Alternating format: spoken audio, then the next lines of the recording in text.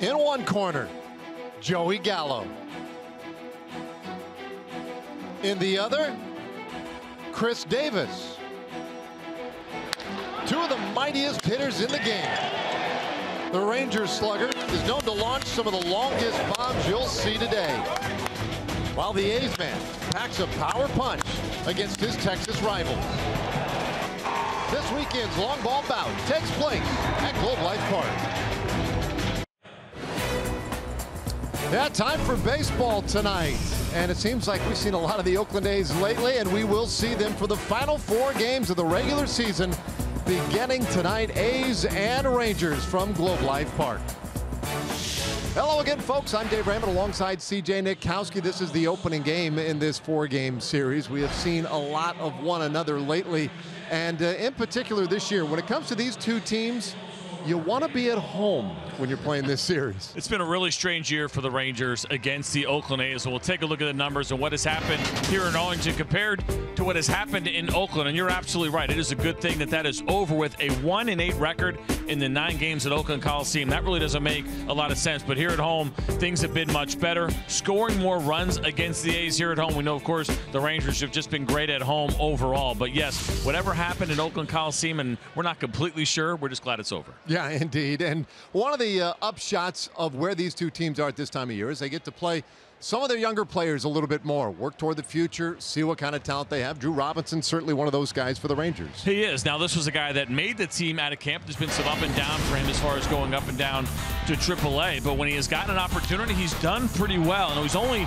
25 years old. And the thing about Drew Robinson that we have talked about all year is his versatility. He's got now 6 home runs. That's the second most for all players that have under 100 at-bats. That is certainly an encouraging sign. But the versatility, you could put him at third, you could put him at second, you could put him in the outfield. And right now for Drew Robinson, he's just trying to earn a job for next year.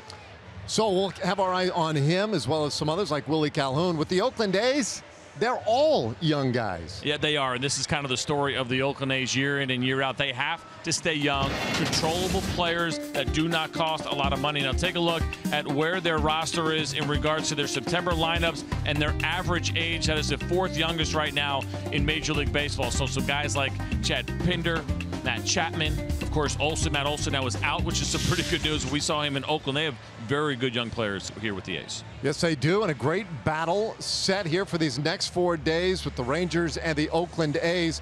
A Bay Area native playing for the Rangers, Willie Calhoun. Well, we saw him yesterday bust loose with some of his big league firsts, and we'll put him in the spotlight when we come back.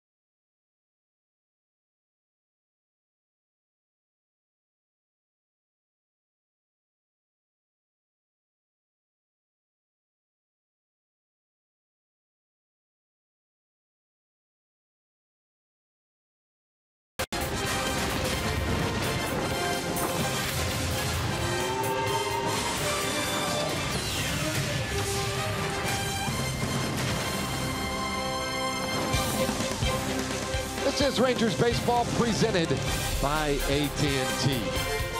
And here we are on a lovely Thursday evening opening game of this 4-game series with the Oakland A's. Rangers captain hungry pre-game today. And the Rangers certainly hungry for a win. One of those guys open to help them that way, Willie Calhoun. For more on that, and we check in with Emily Jones. Yeah, Willie Calhoun back in the starting lineup tonight at the DH spot. It was a big night for Willie last night as he is featured in our Shiner Box Spotlight. Of course, we are speaking of the first major league home run of his brief career.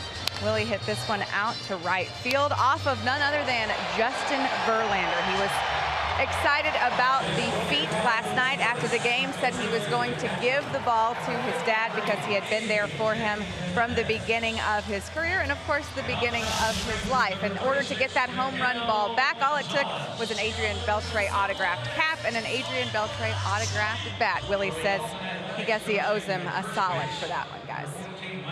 Yeah, pretty cool last night, or yesterday afternoon, I guess better said. Great moment for Willie, and great job by Adrian Beltre. So here we're just about set to go. Opening game of this 4-game series.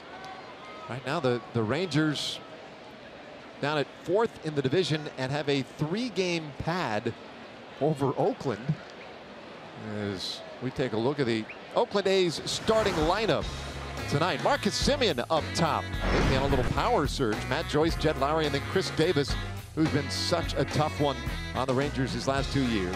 Healy, Chapman, Bruce Maxwell, Mark Canha in left field, and Jake Smolenski, the center fielder, rounds it out. Miguel Gonzales fires off the plate with ball 1. We are underway tonight.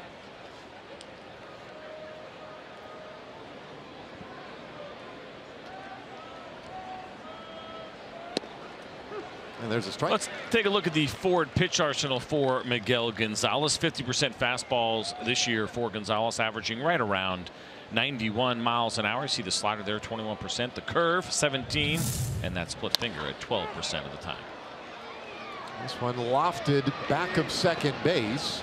Andrew Robinson out there to pull it in. 1 away. And here is the Rangers defense, which is delivered to you by Chicken Express. Ryan Ruiz getting the start in left, Delano DeShields in center. Nomar Mazara out in right. A little bit of a different look here in the infield with Will Middlebrooks at third, Elvis Andrews at short, Drew Robinson, who just made that play, at second, Joey Gallo. And we have A.J. Jimenez behind home plate tonight. Good opportunity for some guys. Listen, the downside, of course, of being eliminated. Nobody is happy about that, but the plus side for some of these other younger players is at least a few games where they can get some at-bats, some innings in the field, and try to make an impression on Jeff Bannister in the front office. Matt Joyce getting the start in right field today for Oakland, and sitting on those 24 home runs you saw there, a career best for him. Well, that's a story we have told this year for a lot of guys. He's in the first year of a 2-year deal he signed with Oakland. Joyce has been around a little bit, his 10th year in the major leagues, and takes up and away. 2-1 the count. It's not just the home runs for him, though. He has set a career best in runs, walks, doubles, extra base hits. He's ahead here, 3-1. So big year for Matt Joyce. And lately it's been a big run for this Oakland team. They have played very well down the stretch. You don't always see that. They're still last place team right now in the division as this ball grounded into right field. That's a base hit. Joyce aboard with 1 out. A ball that he ended up hitting right through the shift. 3 infielders on the right side of the infield, and that didn't stop Matt Joyce from at least getting a base hit. There's the 2-seam fastball grip from Miguel Gonzales. Joyce hits it on the ground. That's what Miguel was looking for with that pitch, but he found a hole just past the diving Drew Robinson. Not easy to do in those shifts, and talk about them a lot, how they've been kind of batting average killers for a lot of hitters, especially the lefty pull hitters, but not that time for Matt Joyce. So the A's have a base runner, and now the switch hitting Jet Lowry takes up and away. Lowry, another guy, for all the talk of young players, I suppose we're guilty sometimes of maybe going a little overboard. Lowry, very much a veteran player. And you can see 47 doubles this year for him, which ties an Oakland record. Lowry's had a really nice season. Yeah, he has. We were talking about him when we were in Oakland. He's done a really nice job. Veteran player. He's got a team option next year for, which by baseball standards is paltry at $6 million. It's changed for most teams. Not the A's, certainly not for them, but there's no doubt that they pick that option up. It's just a matter of whether or not they pick it up and trade him while he's got some really good value, or if they like having him around these young players. And there's certainly value in that. You hear that come up a lot. Ask any manager about that. Even if you're going through a rebuild, they love the idea of having some real solid veterans around to help kind of groom the young players as they find their way. Bob Melvin, see the manager of the A's in his 6th year of a 7-year deal he has with the team. Lowry didn't like that one. I don't think Melvin loved it either. 2-2 the count.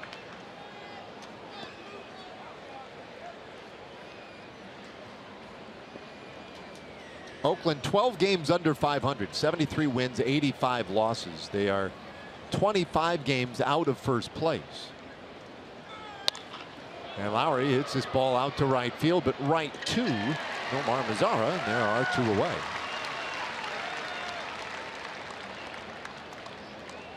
And that's more of what you should expect from Miguel Gonzales. We showed the Joyce base hit on the ground ball, the 2-seam fastball. He does use that fastball about a quarter of the time. We mentioned 50% fastballs. 23% of those have been 2-seamers, and generally those are going to get you ground balls. But Miguel Gonzales is more of a fly ball pitcher, 37% ground ball rate. It's about 7 points below league average. He is a guy that relies on contact in the air and trying to keep that ball in the ballpark.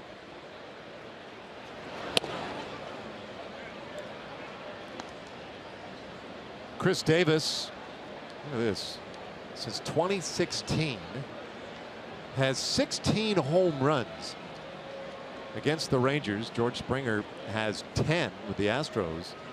And nobody has done more damage than Chris Davis the last 2 seasons. And those 16 home runs, that's while with Oakland. He has another one that he had with the Brewers as well. He has been some kind of find for Oakland, and in some ways he feels like Oakland has been a good find for him too. Holds off on a pitch off the plate. It's 2-1. Chris Davis is, I think, put the A's in a little bit of a strange spot. They obviously love him as a player. They love him as a guy. He is also a player that has really embraced Oakland, right? You just mentioned that, and that's not that common. Those numbers right there, 42 home runs, 108 RBIs, give him a ton of value around the league. We'll see ultimately what they decide to do with him. He is a guy that is going to have a little bit over 4 years, or significantly over 4 years of service time after this year, which means the A's have 2 more years of control. Well, you want to try to trade a guy and get max value. You certainly would rather do it this offseason when he still has 2 years of control, as opposed to maybe another year from now with just 1. But he's such an integral part of the offense too. So if they have any even thoughts of trying to make things interesting next year, trying to contend, shoot for a wild card, whatever it may be, then you can't trade Chris Davis. If you're realistic and you say, might be a year or 2, I got to at least listen to other GMs around the league. 2-2 pitch, and he strikes out looking. Oh, Davis punches out to end the top of the first, and now here come the Rangers.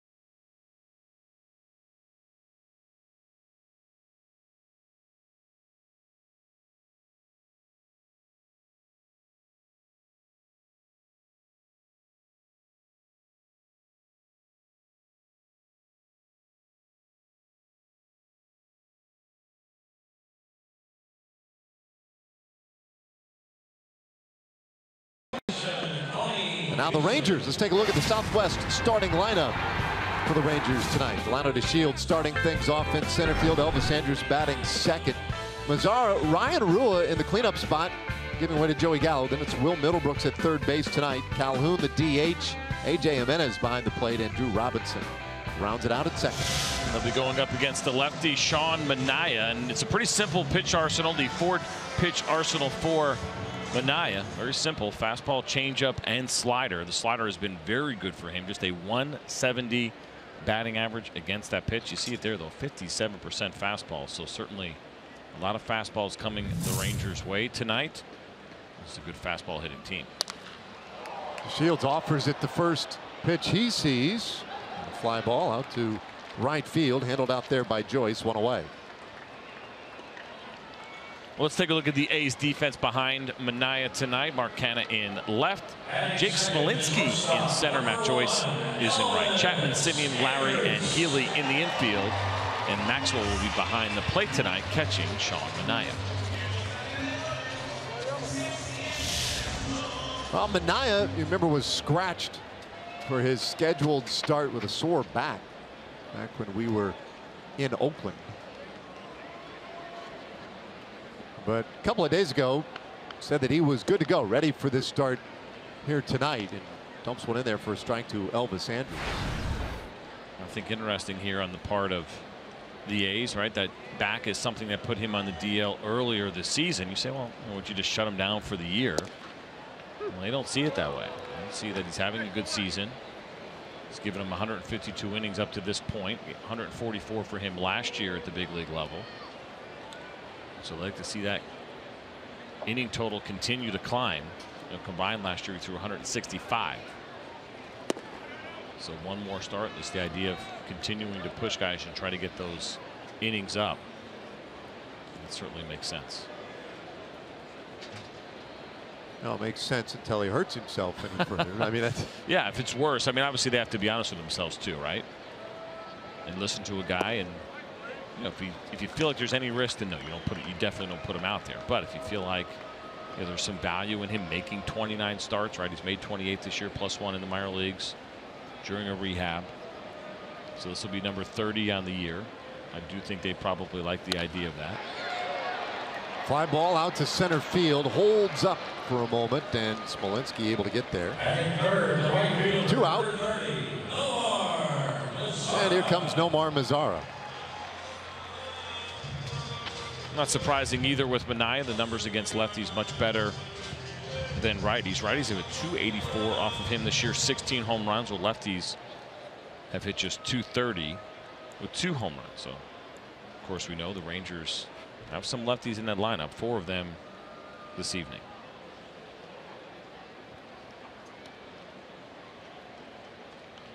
Well, with 2 away, Zara stands in. Lefty on lefty here. Nomar 1 for 8 in his career against Manaea. You see the numbers for Nomar. The number that we're all focused on right now, those 97 RBIs. And he comes up empty here, 1-1. The idea is find a way to get Mazara to that even 100. He's going to have to do it in this series.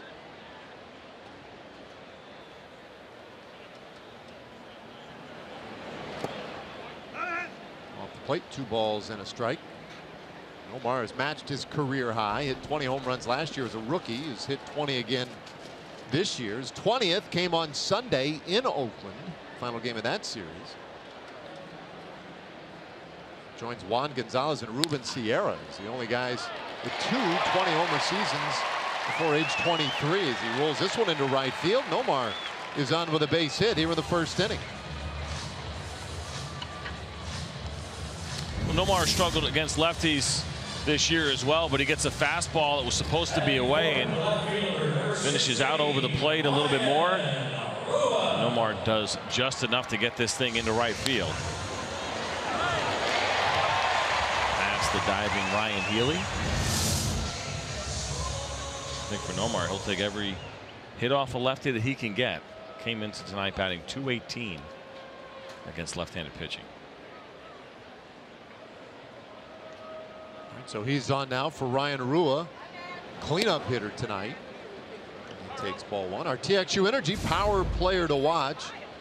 It really could be two if you want to look at it that way, but Andrus and Rua with great numbers in their careers against Sean Manaea. Rua 7 for 14. And it's this ball on the ground into left field. That's a base hit. It's a better than 500 average now for Rua. Back-to-back 2-out singles. And the first baseman, number 13. A couple of ground balls to get through the hole here, and you'll see another fastball from Manaea that is down. Ryan Rua, I am sure, is stepping in the box with some extra confidence. You just talked about the history off of Manaea as he gets that one past the diving Chapman. There's something to be said, even if it's a short history where you've hit a guy well, and especially for Ryan Rua getting an opportunity at fourth in the lineup. You feel pretty good before you even step in the box.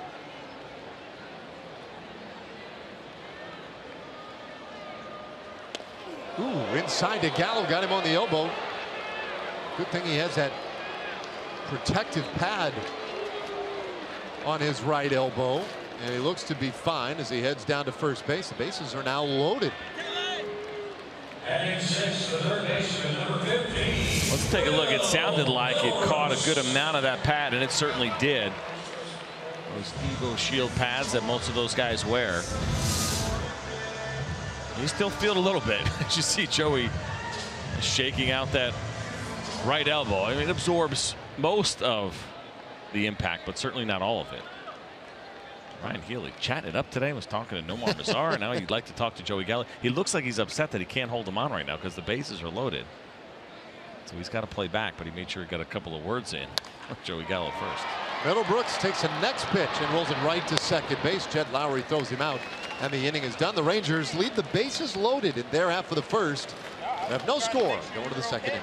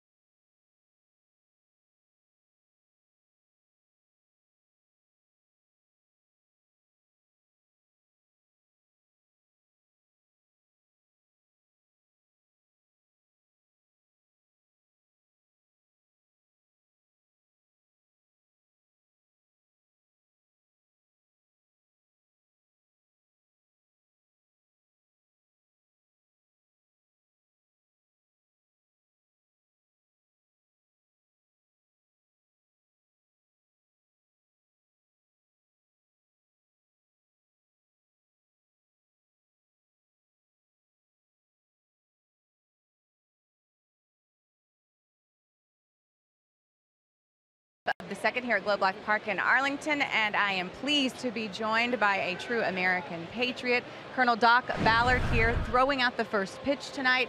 You earned a Medal of Honor for your bravery in 1968. Can you tell us a little bit about that story? Well, it was no, I don't like talking about it. Is it live? Well, no, we don't have to talk about it. But you were awarded the Medal of Honor. Yeah, okay. What kind of honor was that for you to receive that? Only 72 living men with this honor. Yeah, I'm proud to represent such a small group of patriots that has earned the highest award that our government can give us. And you know, it's a great honor to come out and support other activities that recognizes the value of our veterans and what we've given to this country. So it's not about me. I'm here tonight to support all the veterans. We got a lot of disabled veterans here tonight that we took time to get to know and thank them for their service. And it's just an honor for me to be here tonight to thank them. Well, where was your nervous level as far as throwing out the first pitch, Colonel? I didn't have any, actually. No, I threw out. I'm not surprised. I've had several opportunities. I even threw out the first pitch at the World Series for Kansas City Royals a couple years ago.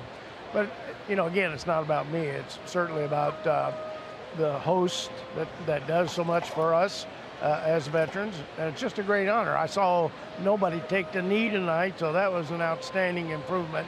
I thank your team especially for remembering who gave them the right to have the freedom and the right to play the game. And it was the veterans that did that, and I'm honored to represent them tonight. Well, Colonel, we appreciate your service, and we thank you so much for being here. Thank you. I'm glad that you enjoy the game, too. All right. Let's have fun. Absolutely. We'll send it back now to you guys. Thanks, Emily. Colonel Doc Ballard, that's awesome. The Colonel looked really good right there, but obviously a veteran in a couple of different ways, right? A veteran, obviously, of our military, and he's done some pretty heroic things, but a veteran of the first pitch. Yeah. I mean, the fact that he threw one in the World Series, I guess nothing. I threw in the World Series, Emily. Any nerves? I'll do this all day long. That was fantastic. Perfect form, perfect delivery. We'll pick up the action after the Healy ground ball out. Here is Matt Chapman, and it's 1-1 to him. A's third baseman. Chapman at .229 for the year.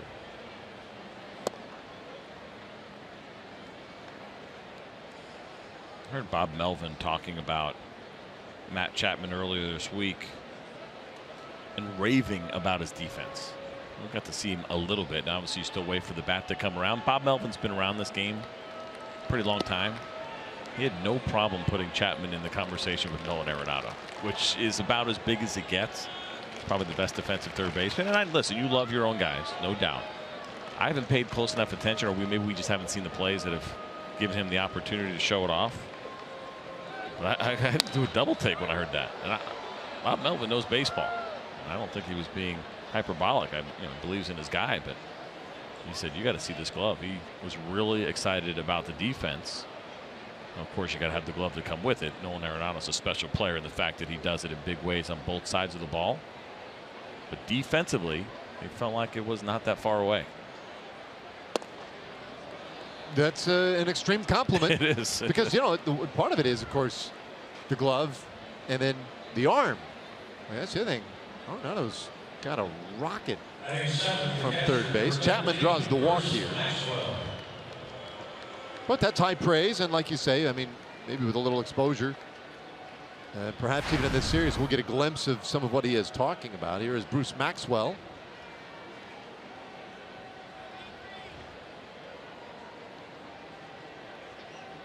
Maxwell did not play in the series last weekend in Oakland.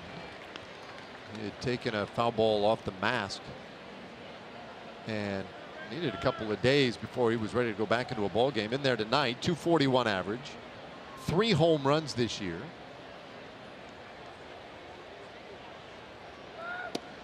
And takes one a little in, 1-1.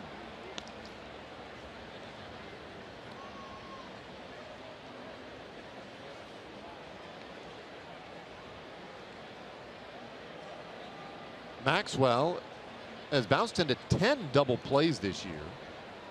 And that's just 212 at bats. So I'd say that puts him in a good category as far as Gonzales is concerned. Our Kubota power stats. Well, Miguel Gonzales, he has been so much better in his last 2 starts with the Rangers. His first 2 starts were not good, but his last 2 times out, pretty sharp. Yeah, I think he's really gotten settled in. Miguel Gonzales, right before he came over to the Rangers, was on a really nice 5-game stretch with the Chicago White Sox. Was throwing the ball well. The Rangers were looking for rotation help, and so it looked like this would be a pretty good acquisition to try to help them, give them one more arm in that bullpen. Changing teams, especially in the middle of the season, is difficult. It's pretty easy to get out of your rhythm. So we struggled in those first 2, but has since bounced back to the Miguel Gonzales that those Rangers scouts saw before they acquired him. Yeah, there was a good chance that Gonzales would be a real key figure down the stretch for this Rangers team. They needed somebody to step in and provide some good starts down the stretch.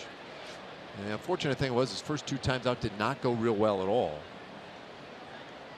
But a guy who combined this year has done pretty well as he strikes out Maxwell looking. Second strikeout of the night for Gonzales.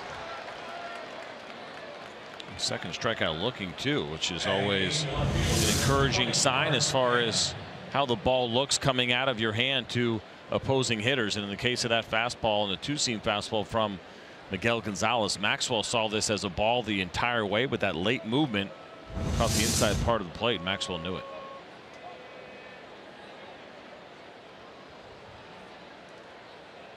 Now Mark Canha, left fielder, takes strike 1 from Gonzales.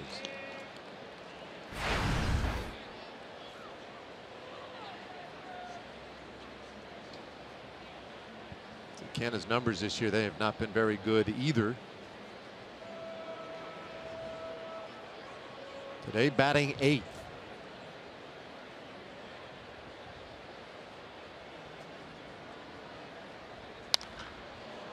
Shoot this one down the right field line, foul and well out of play.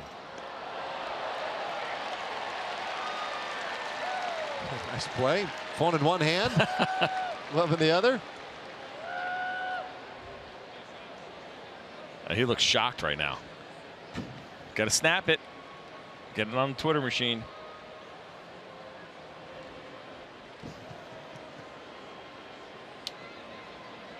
And that is really like the most millennial thing ever, right? Yes, that catch is a foul textbook. ball. Catch a foul ball. Phone in hand. Mid-text. Keep the text going. I mean, look, they're gonna be a really dynamic generation. Multitasking, no doubt. I mean, that wasn't like he was carrying on a conversation and texting.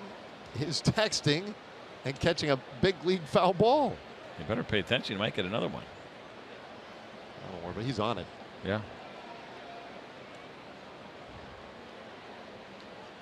1-2. Good block back there. Let's see what kind of form. What kind of? Oh, that's man! Fantastic. Did not drop the phone. Hey, look, I actually got the ball. Didn't know it.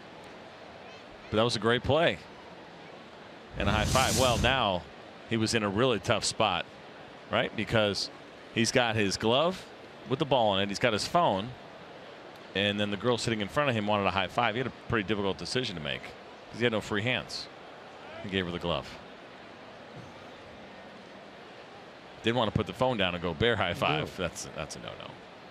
I like it all, but I don't like you put your phone down like you.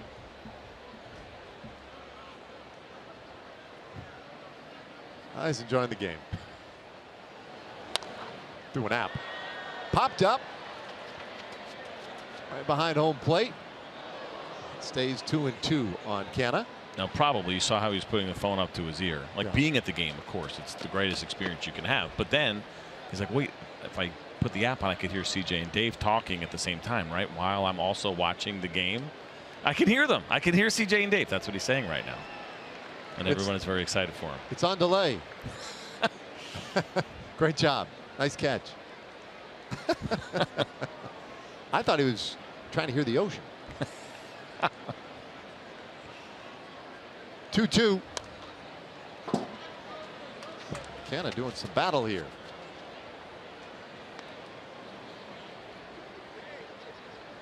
I mentioned the last couple of starts for Gonzales have been a whole lot better. His last start was against this Oakland A's team. That was on Saturday.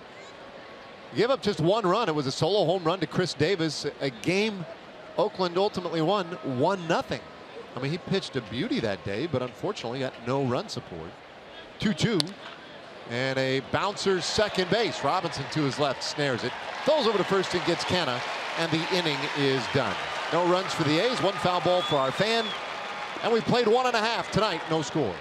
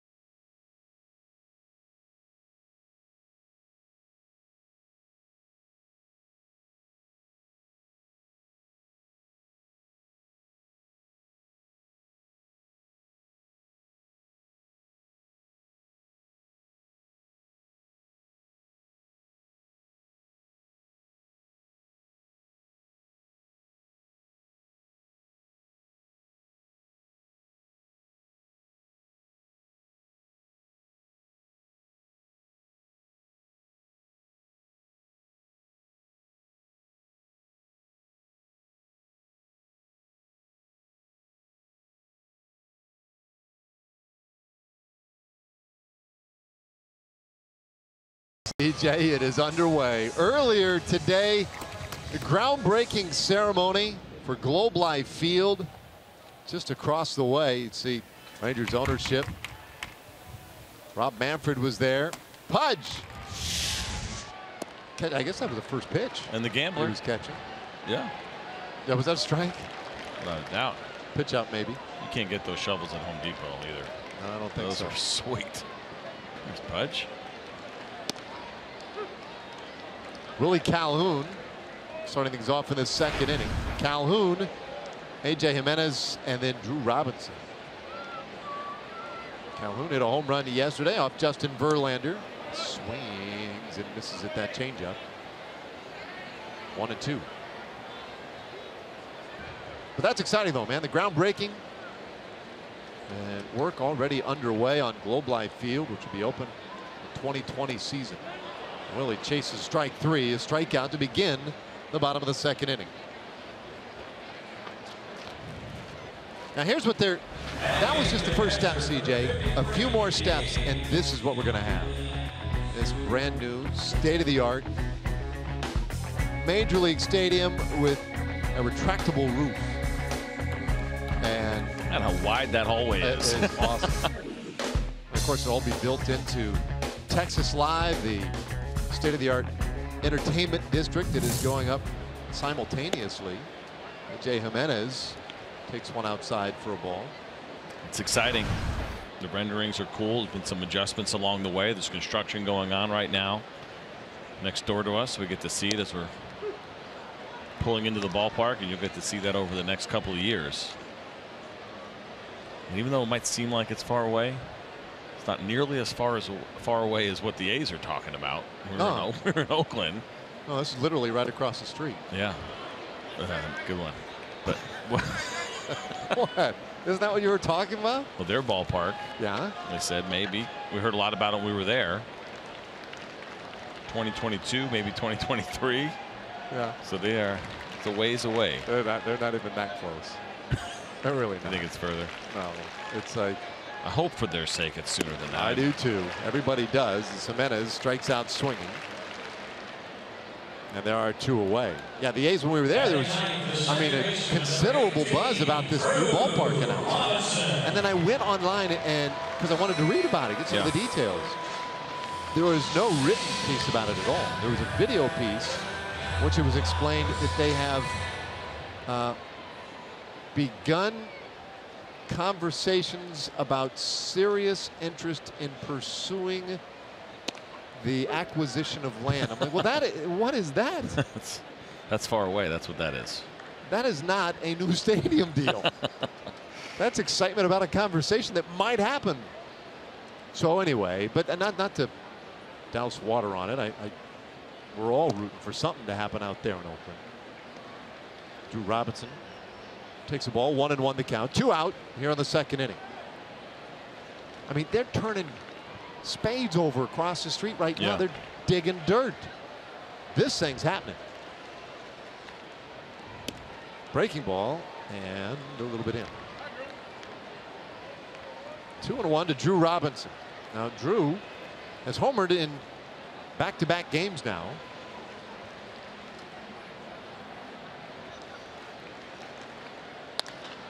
And he shoots this one out to left field. Racing back on it is Canada. He'll reach out and make a really nice catch. Great running grab by Canada in the inning. There's some disappointment here for Drew Robinson, but he put a good swing on this ball the other way. But Mark kind of had a nice read, and he hauls it in for the final out of the second inning.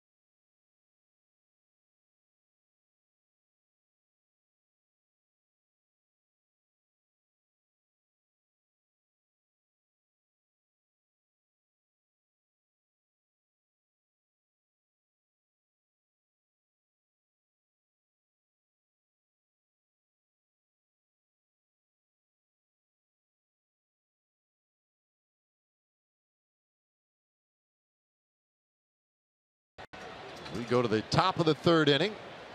Ninth place hitter Jake Smolenski will start things off for Oakland. Miguel Gonzales has allowed a runner in each of the first 2 innings, but that is all so far. And he is up high to Smolenski. You see his numbers right there. This is just his 13th game.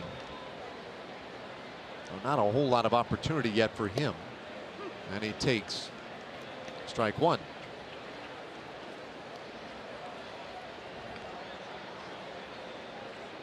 A little bit of disappointment this year for Smolenski. Missed the better part of the season after shoulder surgery earlier this year. Hits this one out to left, and Rua tracks it down for the first out of the inning. Hey, there's no better group experience in the Metroplex than an outing with the Texas Rangers. And groups of 20 or more can enjoy significant savings on the 2018 season. Just go to texasrangers.com/groups to learn more about our group offerings and to place your 2018 group deposit today. 1 out, and here is Marcus Semien, and he takes outside for a ball. Semien popped up in the first inning. He's 0 for 1. Yesterday led off the game with a home run. It was the first leadoff homer he had hit in his career. It was also the first time this year that he had homered in back-to-back games. So their leadoff man right now. A little bit of a power surge. This was the guy that hit 27 a year ago. He's got some power in that bat. 9 so far this season, but missed some time. 322 at bats compared to the 568 that he had a year ago. 2-2 on Semien.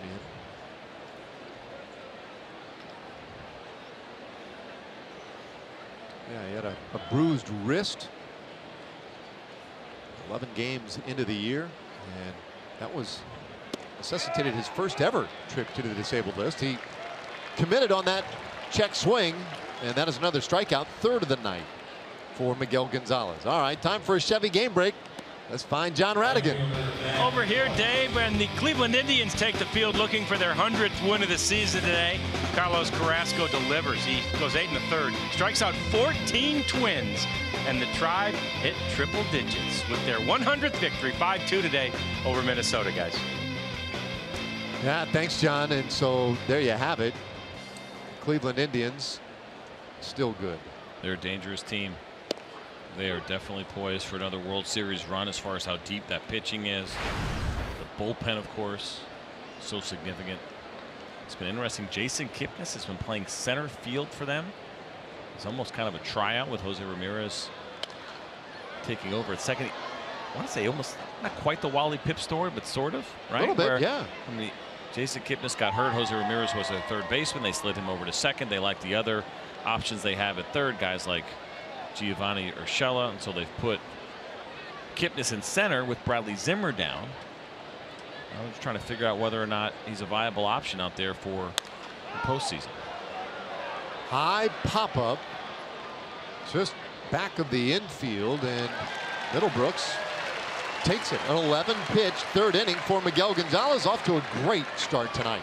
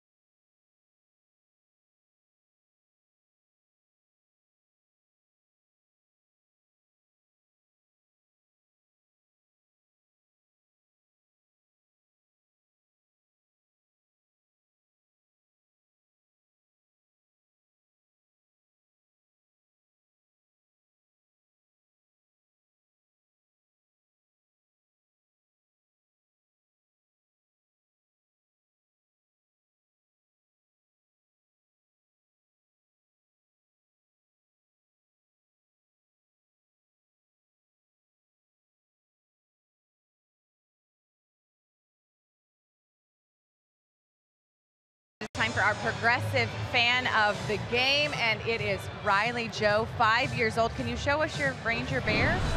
Let's see. Yep, she's got her Ranger bear. She's got her Ranger bow, her Ranger shirt on. She's ready to go. She's even got a baseball. She is ready to go. Riley Joe, is this your little brother? Are you teaching him all about baseball? Yes. Yes. And can you give me a Go Rangers? Go Rangers. That's what I'm talking about, guys. Indeed. Thank you. You're welcome. Some well-behaved I like children your right there I at the should baseball say. game. Nice. Yeah. Awesome. Now, in 2 innings, it Yep. might not be the same story, but Cotton candy all over their face and hands, and they're getting it all over your clothes. Shields with a pop-up back of first, and Jed Lowry gets out there to haul it in and foul ground. 1 away. Well, both pitchers so far tonight have done a pretty nice job. Minaya worked around a bases loaded spot in the first, but since then has retired 5 straight. Scoreless ball game going so far here tonight. Here is Elvis Andrus, and we highlighted Elvis's numbers against John Minaya a little bit earlier tonight, but he's had some long-term success against Minaya. And he watches that one in.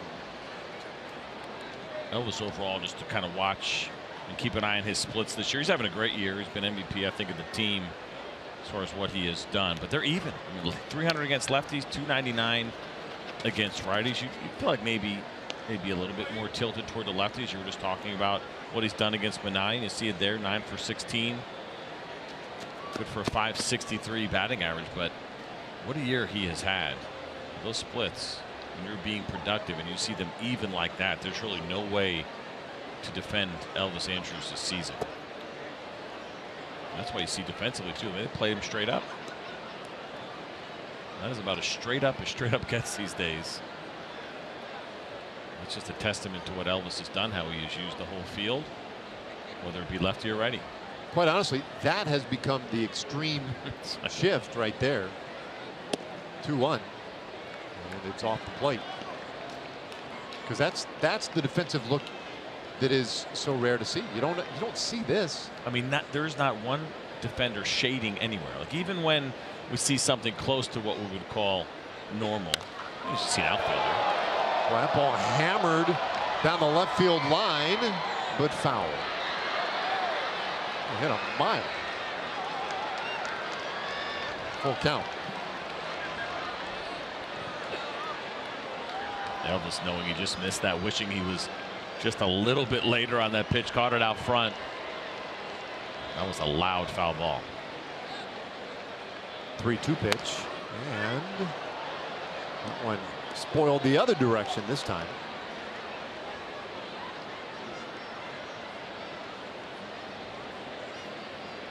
One out, nobody on. This will be the 7th pitch of this at bat. And he draws the walk. So Andrus is on. First Rangers base runner since the first inning.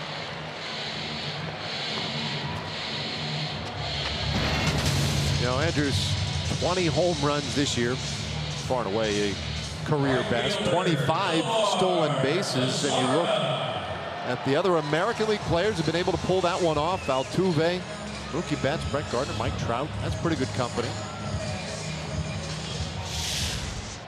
That's been a great year overall, all around. Elvis Andrus has had a fantastic season.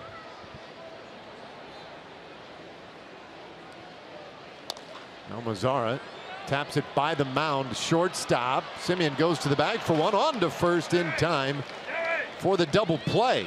And just like that, the inning is done. We've played 3 so far tonight, and we're scoreless.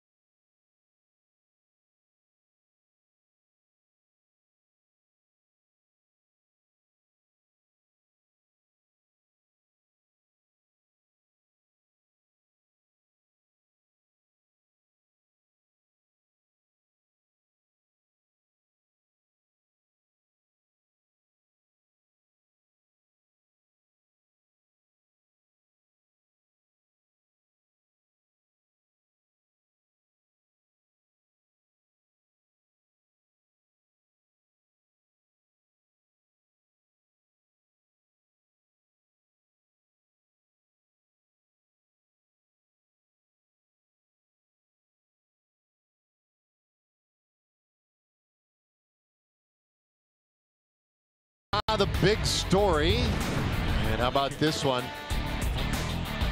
The Chicago Cubs, second year in a row, winners in the National League Central. Last year, of course, won the World Series, 7 games over the Cleveland Indians. Able to repeat in the division here in 2017. And it was maybe a bigger fight than a lot of people would have anticipated this season, but they did it. They got off to a slow start, talented team with a really deep roster coming off a world championship. See how that division has gone down over the last 5 seasons now, dominated by the Cardinals and the Cubs. They enjoyed it in St. Louis. They didn't hide from the fact that they enjoyed doing it in St. Louis. And on the other side of things, that's not fun for the Cardinals, for their fans, for their players. There's been a legitimate rivalry between those two clubs. The last couple of years now, the Cubs getting the best of the St. Louis Cardinals. So were you a little surprised at some of the comments, like Ben Zobrist, like really emphatic about it? Yeah, I mean, I'm maybe a little bit surprised that they would come out and say it publicly. I'm not surprised that they felt that way, you know, based on what's happened there the last couple of years. Remember last year with Joe Madden, and there was a little dust up between them and the Cardinals, even going back 2 years ago. And I remember Joe Madden stoking the fires and really playing into the hands of Cubs fans when he said, I don't know who wrote this book of baseball that the Cardinals, you know, think that they follow, essentially, and just kind of, you know, Joe Madden's supposed to be the out of the box guy, and you know, there's no tradition, there's no one way to do things, and people love that about him. And when he pushed up the Cardinals as if they were the ones that wrote the book of baseball, and that got it going a little bit, some back and forth, and then they pick up Jason Hayward in free agency away from the Cardinals, and then of course the Cardinals go out and get Dexter Fowler. So there's been some legitimate back and forth between those two clubs over the last couple of years. One away as Lowry grounded out to first, and here is Chris Davis. I mean, it's one of the great all-time rivalries in baseball.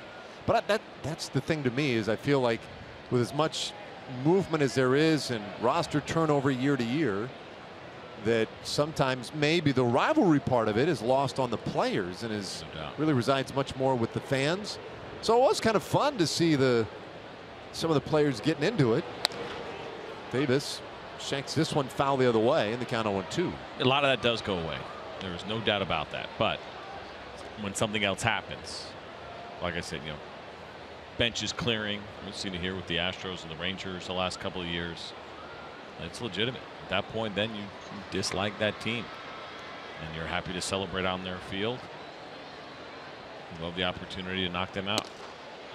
Big swing and a miss by Davis, and another strikeout, 4th of the night for Miguel Gonzales. Not only the 4th of the night, but the second time in which he has struck out Chris Davis. The first time was looking, and this time Miguel Gonzales climbs the ladder, goes out of the zone with a 92-mile-an-hour fastball, two-seamer with a little bit of movement on it at the end. That's a really good job by Miguel Gonzales tying up Chris Davis.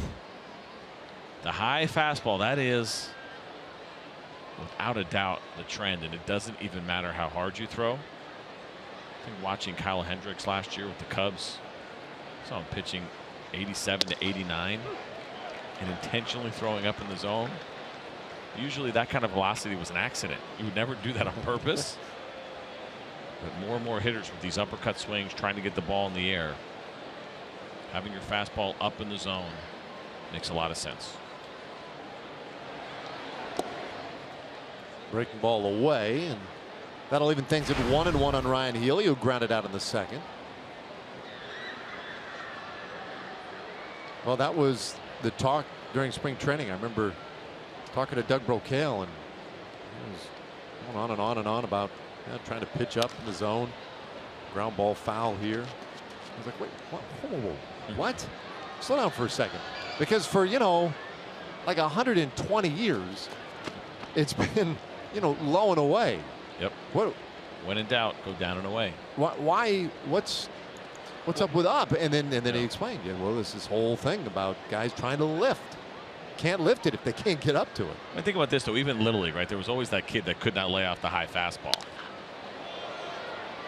This ball hit well out to right field, but Mazara is back and gets there. Yeah, you got a problem with that, kid? I'm just saying, and that's kind of now that trend has come over here to Major League Baseball, where there's certain guys that can't get to it. Well, Miguel Gonzales, no one can get to him yet.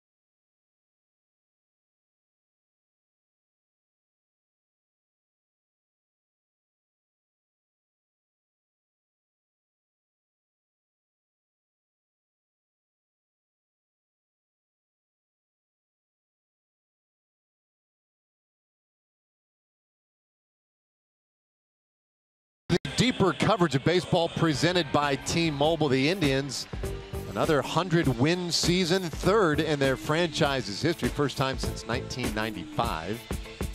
The Red Sox bullpen since September 15th. How about this? 5-0, 5 for 6 in save opportunities, a 1.72 ERA. And Giancarlo Stanton, 58 home runs. Hit one today, his 58th. He's the 9th player in Major League history to do it.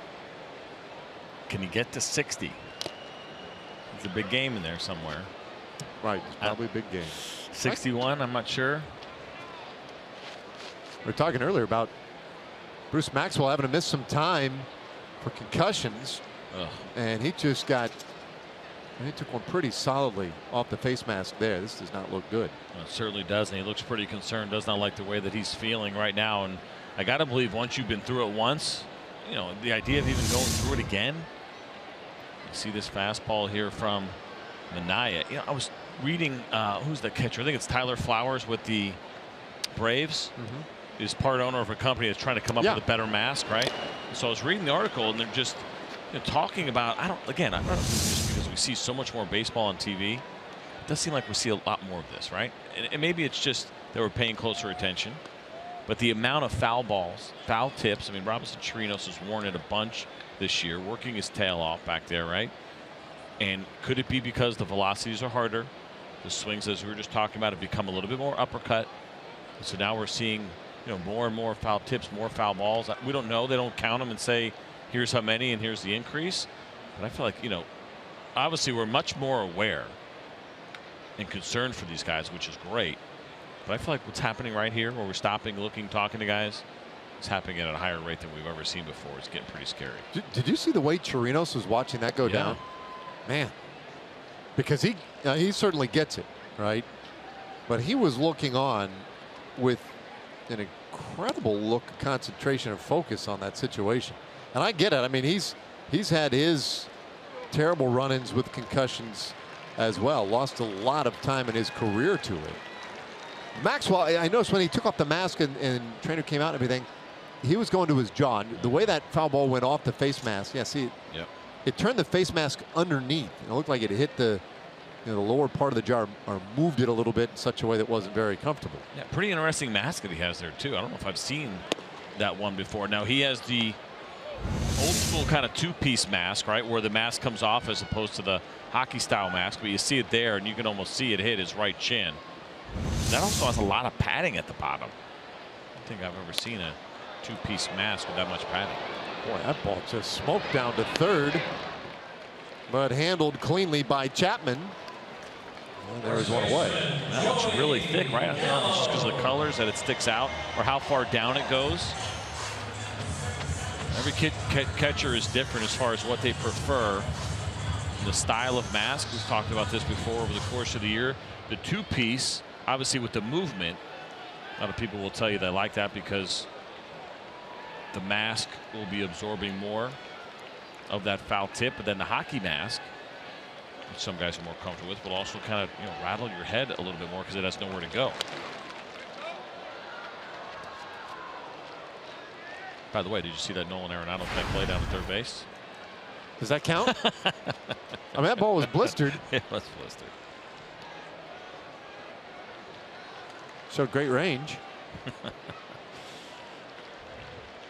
Gallo hit by a pitch his first time up. Right on the elbow.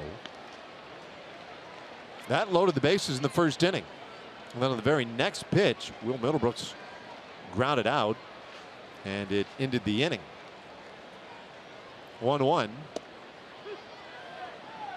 that is strike 2 on Joey Gallo. Gallo looking for a big home run in this final weekend of the season. He's sitting on 39. And I got to believe everybody is aware of that next big round number, right? You've got to be dying to get to that if you're Joey Gallo. It's been a great year. It won't take anything away from it if he doesn't get to 40. But I have to believe that that is on his mind this weekend. Of course, it's on his mind every time he steps in to hit one out. When he strikes out here, there are 2 away. Third baseman, Will Milwaukee. It's Manaya's 3rd strikeout tonight. And he has done a nice job since he hit Gallo. In fact, has faced the minimum since then. Put in Andrewson with a walk, but then doubled him off.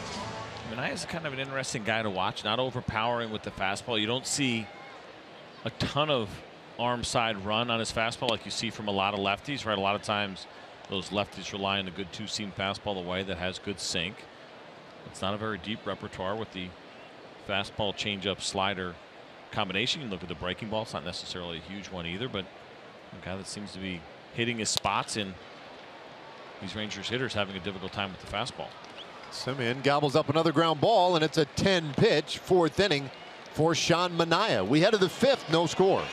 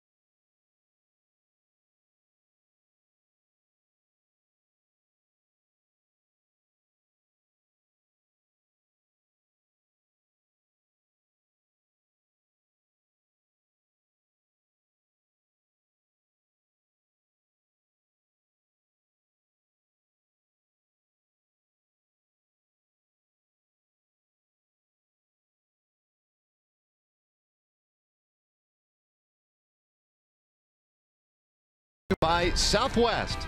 Yes to low fares with nothing to hide. That's transparency. And by your local Texas Ford dealer. Ford is the best in Texas. Well, 4 innings in, still no score. These two teams struggling to get something going offensively. And we'll see the 6, 7, and 8 hitters for Oakland in this 5th inning. Matt Chapman, Bruce Maxwell, and Matt Canna. Miguel Gonzales, good breaking ball in there for a strike.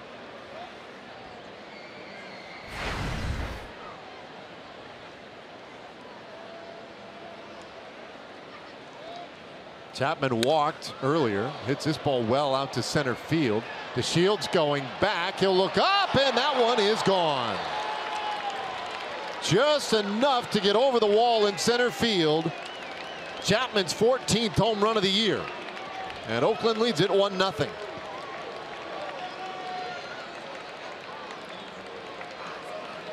This one sounded pretty good off the bat, and Delano looked like he might have had a beat on it, but it kept carrying as Chapman squared the two-seam fastball up. And you see where that location is, up over the middle of the plate. He wanted it in on the hands of the right-handed hitter, but couldn't quite get it there. And the thing just kept carrying into the camera well. Ooh, tried to go Gary Matthews on that thing. Almost did. Bruce Maxwell. And he fouls that one away. 413 feet, the home run by Chapman. Now working out some of the handshakes.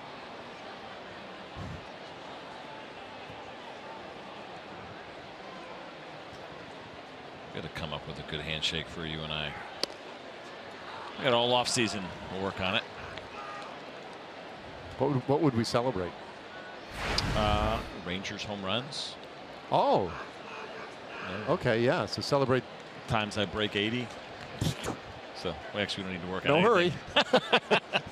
hurry. we can get to that anytime. Got a couple of years at least to work on that one. Ooh. 1-2 to Maxwell. Right. Did you have any when you were playing? Did you have anything? Not really. I didn't have anything I did. You have certain teammates that I played with over the years that wanted to have one for everyone. And so if you're out there, Kenny Lofton was one of those guys. Not that the Yankees you had to have something all the time, but I wasn't really the creative type. At least not in that area. Well, are there many pitchers who really do that? Not really. Because you guys don't. I mean, you don't really have occasion to celebrate quite like that, right? Nope. Nope. Definitely not.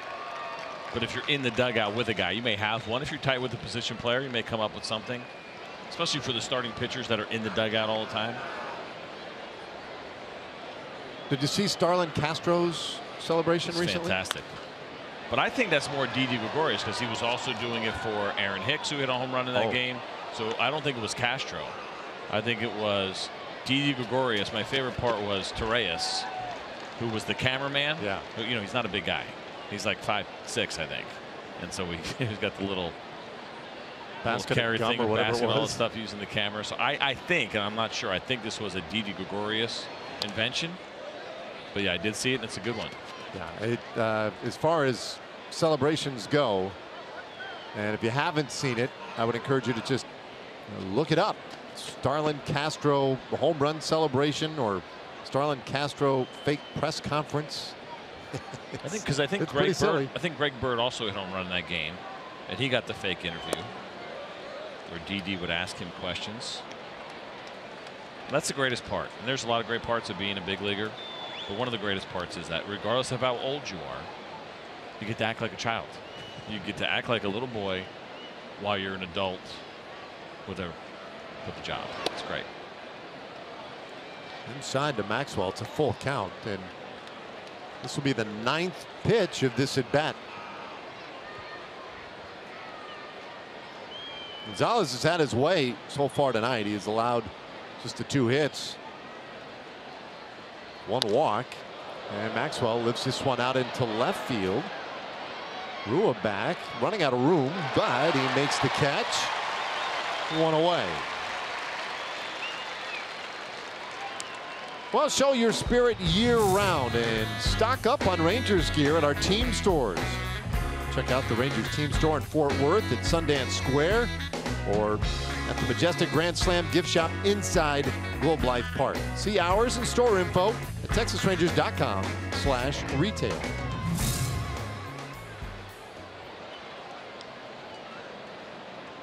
One out here in the 5th inning. Brings up Marcana. 1-0 Oakland. Breaking ball in there for a strike.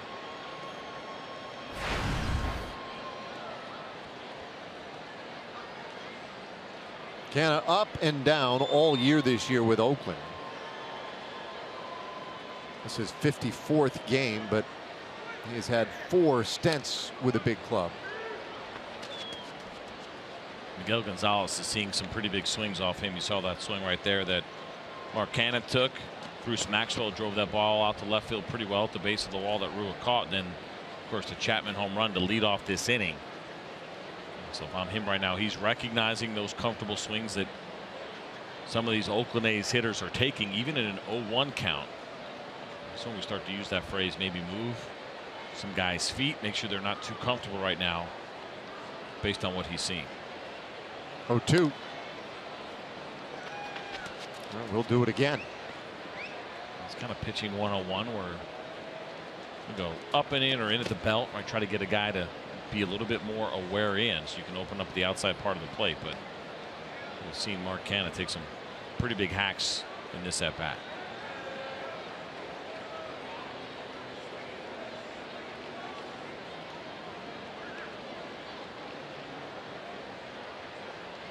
Oh, 2 pitch. Well, that was up a little bit in. Maybe not enough for you. Well, you go chase there. I understand why you want to do that 0-2. Try to get the chase. You know, and you can do the same thing with any of the breaking pitches away, whether it be the slider or the curveball. Just the pitches in the zone right now. The swings have been a little bit too strong. See AJ asking for that ball down. That was down and in. And it's popped up into left field again, and Rua this time coming in makes the catch.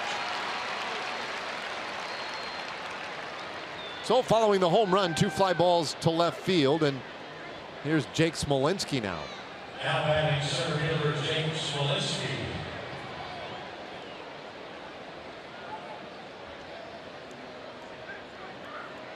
The pitch count well in check for Gonzales. Was very good against Oakland last Saturday. Has been good once again here tonight. His final start in this 2017 season. And he runs it right in there for a strike to Smolenski.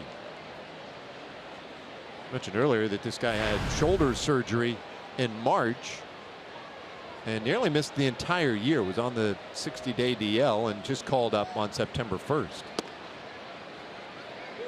1-1.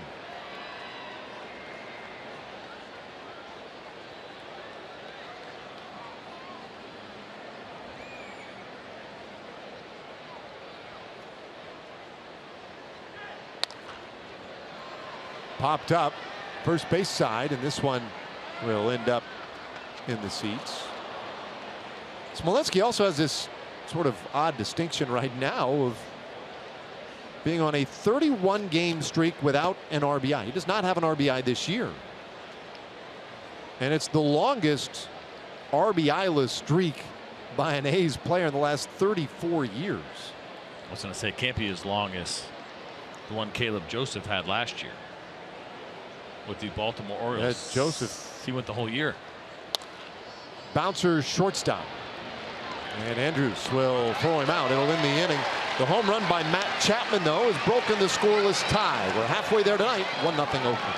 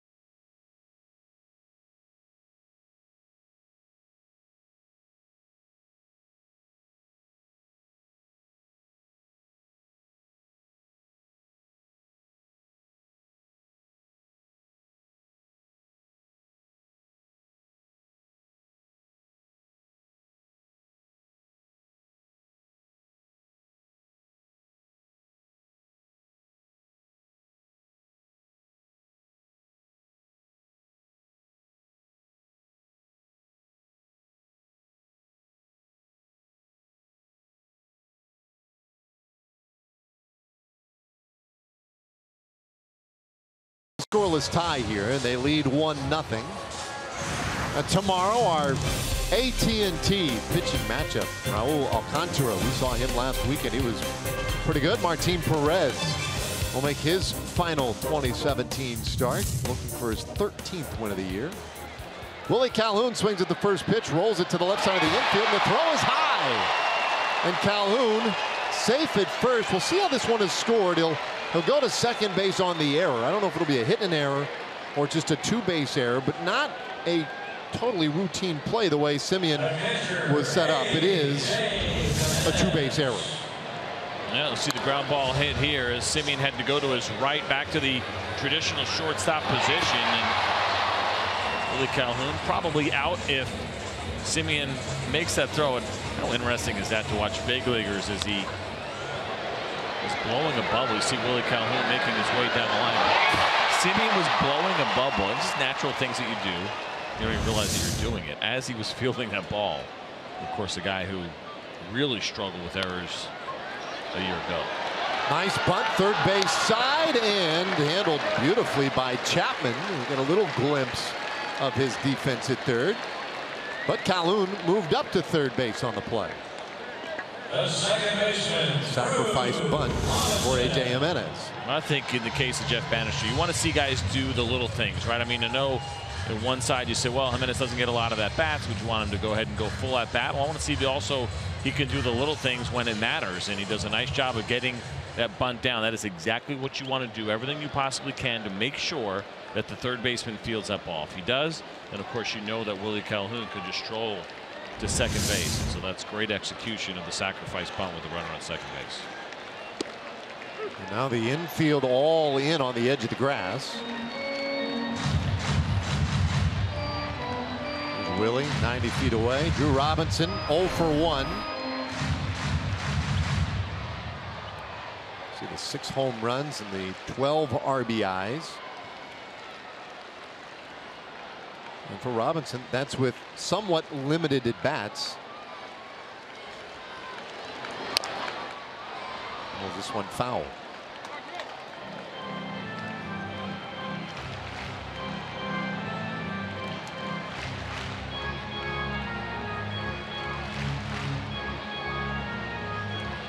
We talked about it earlier with Robinson. It's just the 45th game he has played, and now with his fly out a little earlier, 95 at bats this year. But has 6 homers in those few opportunities. Shoots this one into left field, and that base hit gets Calhoun to the plate. We're tied at 1 on the Robinson RBI single. I can believe Jeff Bannister and Anthony Iapoce, the hitting coach here, Justin Mayshore, the assistant hitting coach, have to be pretty happy with Drew Robinson's first 2 at bats. Going up against the left-handed pitcher, he flew out to deep left in his first at bat. He's got the infield in, runner at third base. Does a nice job of keeping the swing simple, looking to get the ball through the infield any way he can. Not trying to do too much. That is a great at bat. Good situational hitting by by Drew Robinson. Iapoce looking on. Yeah. That's how we like it. A run in, 1 out, and they'll keep Robinson closer to the bag. Little things, right? You're always looking for the little things, especially as some of the younger players are in there at the bottom of the order. And Willie Calhoun reaches on an error, which should be all that surprising. The A's lead Major League Baseball in errors this year. A really nice bunt by A.J. Jimenez, and then a really good at bat by Drew Robinson. Watch this right here, right? Keep the hands in, look for something out over the plate to hit the other way. See how his head stays on the ball the entire time, not trying to get too big. We had talked about in the open how he's got 6 home runs and less than 100 at bats. That is encouraging, and he's kind of known for his power, not known as a guy that's ever had a high average in the minor leagues. But team at bats, we've heard Jeff Bannister use that phrase a lot this year, and sometimes we have a tendency to get a little selfish, especially this time of year, but Drew Robinson with a very unselfish at bat in that spot.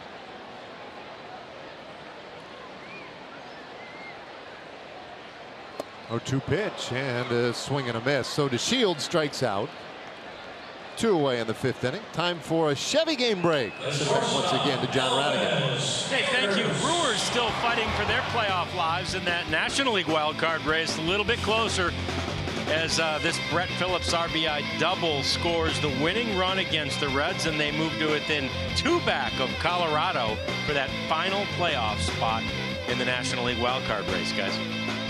Yeah, that race not done yet, although getting very close. Ooh, time called right as Manaea was about to throw. No, I don't know if I've ever saw that before. I haven't either. Kept the ball in his glove. It's pretty impressive. The fake throw in that spot. And this is super irritating for pitchers. They hate this. But watch that. Watch this. Then boom. Oh, in the glove. That was pretty impressive. Quick thinking. But that is one of those deals. It always irritates pitchers when that happens. Especially, sometimes it is not that it's your fault, but if you're not looking at the catcher when you start your motion and then they call timeout, it can be somewhat disruptive. Taking a look at that wild card race in the National League. Man.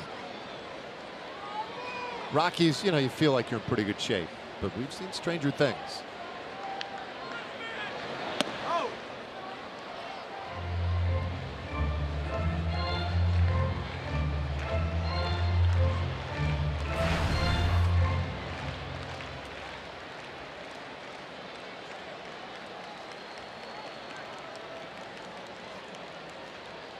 Robinson over at first, the 1-0. And this one lifted high in the air out to right field. Not going to carry. Joyce waiting patiently, and that ends the inning. Now the Rangers get the run back, an unearned run, but they'll take it. 1-1 as we go to the 6th.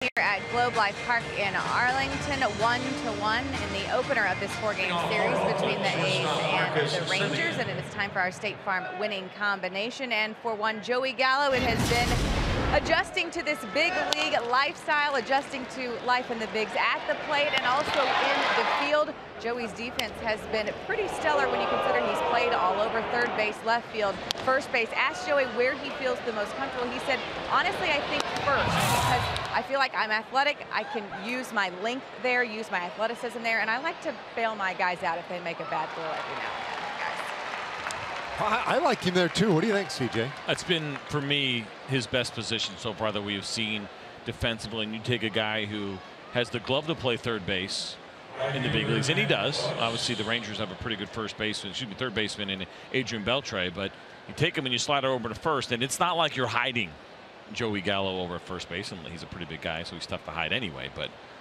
sometimes you'll see first baseman go over there because okay, well, that's the one spot maybe we can hide him a little bit, and you hope that they can hold the position down. No, that's not the case. Joey Gallo, for me, is a plus defender on the positive side, making more good things happen than bad things. at first base. And it's great to hear what he told Emily, the fact that he's embraced it. And there's something to be said for when you hear a guy say something like that where he likes bailing his teammates out. I love hearing that. Knowing he knows to throw in the dirt. He's done a pretty good job with his picks. He's got really good hands. You like hearing that. Just a little bit of that team attitude where the idea that you can bail out one of your teammates, pick them up when maybe they make a bad throw, and you could make it go away and basically go unnoticed by having those good hands over at first base. So I am a proponent of him being a first baseman full-time going forward. I think that's his best spot. Well, it'll be an interesting part of the offseason. Let's see what they do decide to do with him, because you know they have some needs. First base ostensibly, you know, you could say now, okay, we're set there. We'll go with Gallo there. Beltre at third. You know what you're doing at short second base. 2-2 the count on Matt Joyce, and then you work through your outfield DH situation. But the other consideration, though, this is the only hesitation I have putting him at first. He does a great job there, but he has such a good arm.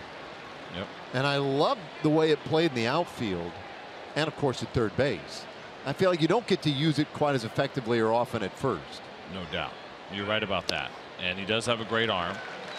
And how that would come into play as a first baseman, much diminished compared to what he would do in the outfield. It just comes down to how many times the outfield arm really does come into play. Not just throwing guys out. That's one thing you put a number on. Say, well, you know, 10 assists this year. That's great. But how many times guys don't run? They don't try to take the extra base because you know there's a strong arm out in the outfield if he's playing left field. I'm with you all the way. And so you do feel like maybe you're wasting one of his tools, and it's maybe one of his hidden tools, one that doesn't get talked about nearly as much. But it is a really good arm. So you're right. A curveball to Jed Lowry for ball one. A strikeout this inning for Gonzales. Working in the 6th inning now. He's at 90 pitches. He's gotten Lowry twice. Once he's flied out to right. Once he is grounded out to first. And this one flared over short. That one will drop in. A base hit for Lowry. So the A's have a man on. Let's get to our AT&T high-speed replay so far here this evening, and it's going to be the work that Miguel Gonzales has done against Chris Davis. First, the strikeout looking back in the 1st inning, that front door slider perfectly located, and then later in the 4th inning, Gonzales gets Chris Davis to go outside of the strike zone, swinging through that fastball at 92 miles an hour. And so Miguel Gonzales so far through 2 at-bats has held the very powerful Chris Davis in check. We're going to try and do it for a 3rd time. The man at first base, and the first pitch, boy, Davis swinging for the downs right there. 0-1.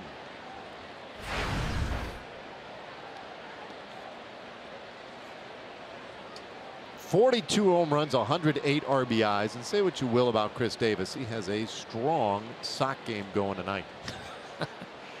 It's kind of nice that Major League Baseball has gotten into that agreement with, what is it, Stance Sox, I believe. I think so, yeah.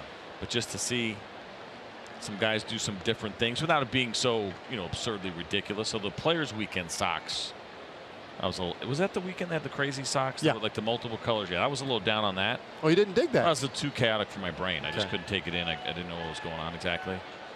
But I do like that they've allowed the guys to show a little bit of style without straying too far from the uniform. This one hit well out to left center field. Around second, heading to third, Lowry. The throw comes into second, actually cut off. And Davis will be in there with a double. So second and third with 2 out. Well, Davis is a hard guy to keep down. We just talked about the 2 good at-bats in which Gonzales was able to strike him out. And it's this ball in the gap, and I kind of wonder if there might have been a play at second. Maybe not really close.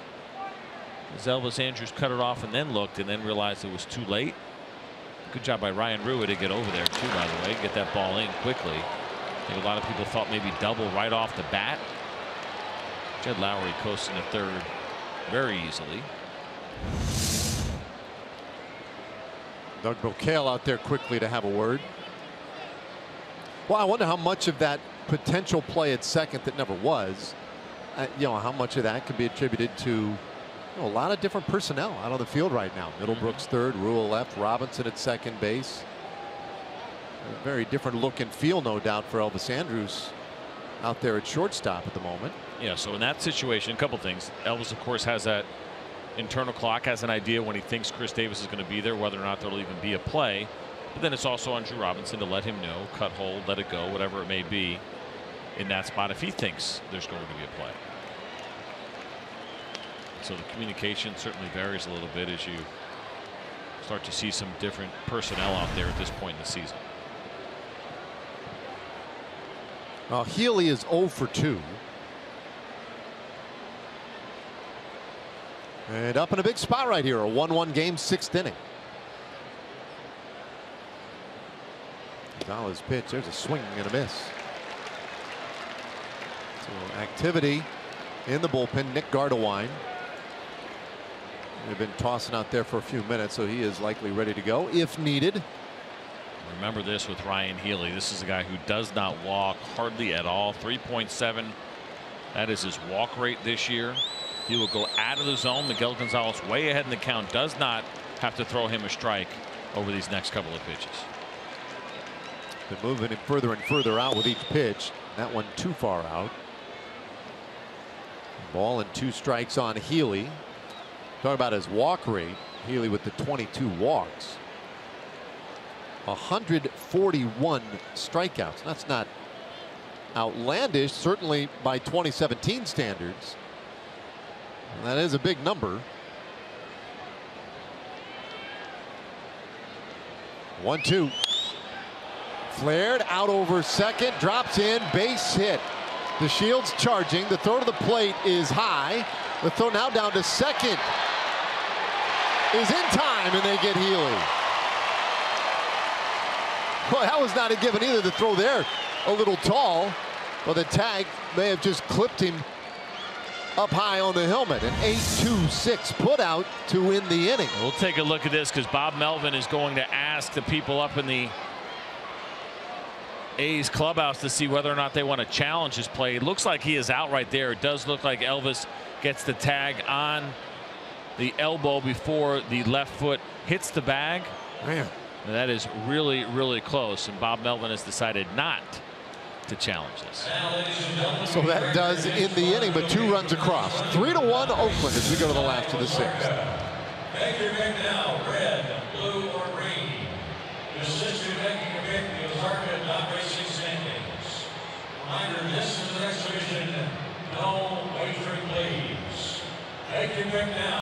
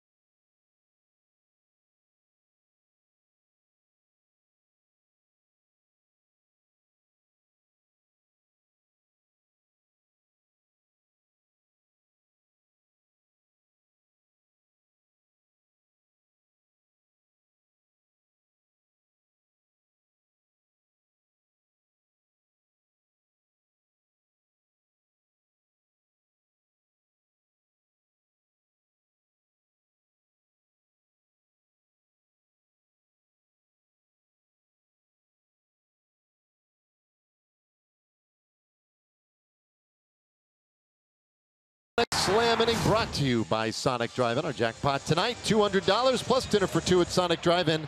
Susie Hardison of Roanoke is our contestant tonight. So the Rangers looking to hit a home run for Susie, win her $200. Maybe even make it a grand slam, in which case she would win $25,000.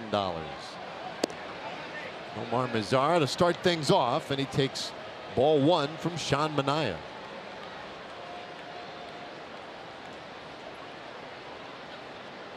Three to 1 Oakland after the base hit that ended the inning.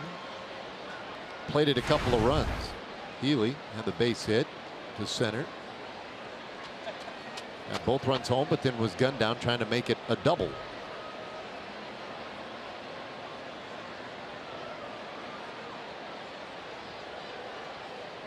(2-0). Mazara gets a piece of it. How about this? A's pitchers this year have given up 207 long balls, which is a new Oakland team record. That's a lot of them. It is, and it's interesting. I think about maybe, you know, their ballpark. The ball just does not carry out of there very well at night. But you go around the league for them and staying in the division. Houston is a pretty tough place to pitch. You think about the good lineup there, and of course they have to play them 9 or 10 times a year in Houston. They have to come here. This is a tough ballpark with a power hitting lineup. The Seattle Mariners, a lot of home runs in their lineup. So you start looking around the league, even the Angels, some power bats. I think it's a fair ballpark in Los Angeles there. So going on the road, and they have struggled on the road. Certainly probably more of an issue within the division than when they're actually home. 3-2 pitch. Mazara tapped it right back to the mound. Manaea, nifty little play. Underhands to first, and there is one away. Left fielder Ryan Rua. Brings up Ryan Rua. Thursday night here at Globe Life Park, really nice crowd, beautiful evening. It was 75 degrees at game time. And there is no prettier sight than those seats filled up and the boys out on the field. Here's Ryan Rua. And he takes a strike from Sean Manaea, whose pitch count very much in check.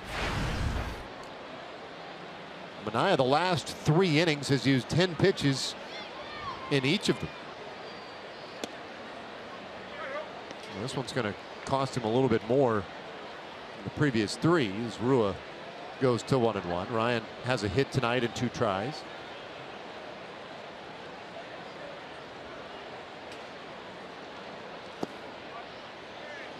Took a peek as far as what they have done on the road and at home for the A's. 109 home runs now that they have allowed. Excuse me, 108 on the road. 99 at home, so a few more on the road, but the numbers are higher. The ERA is higher and the batting average against higher, so some issues there for them. But overall, this looks like just a home run allowing pitching staff. This high fly ball to right field, not going to carry deep enough. Joyce is right there. There are 2 gone.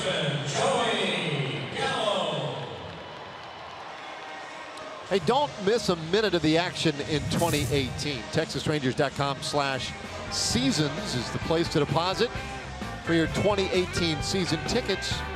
We'll guarantee the best seats at the best prices. Just go to TexasRangers.com/seasons and get that deposit down today. Here's Joey Gallo. All right, so to finish up the home run conversation, we'd said most home runs they have allowed, right? Yep. In their franchise's history. Where do you think that ranks this year in Major League Baseball? 207. It's got to be, I would figure it to be pretty high, but I'll go like 6th. 12th. Wow. Unbelievable. So who's given up the most? Cincinnati Reds have given up 244 home runs this year. Hang with them. The White Sox right behind them at 240. Check swing, he went. At least according to Jerry Davis. Gallo did not like that. 1-2 the count.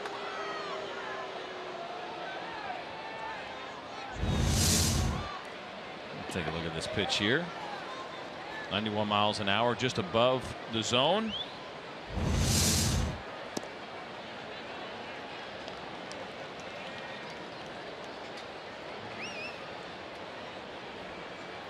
2-2. Gallo was hit by a pitch in the first inning, struck out in the 4th.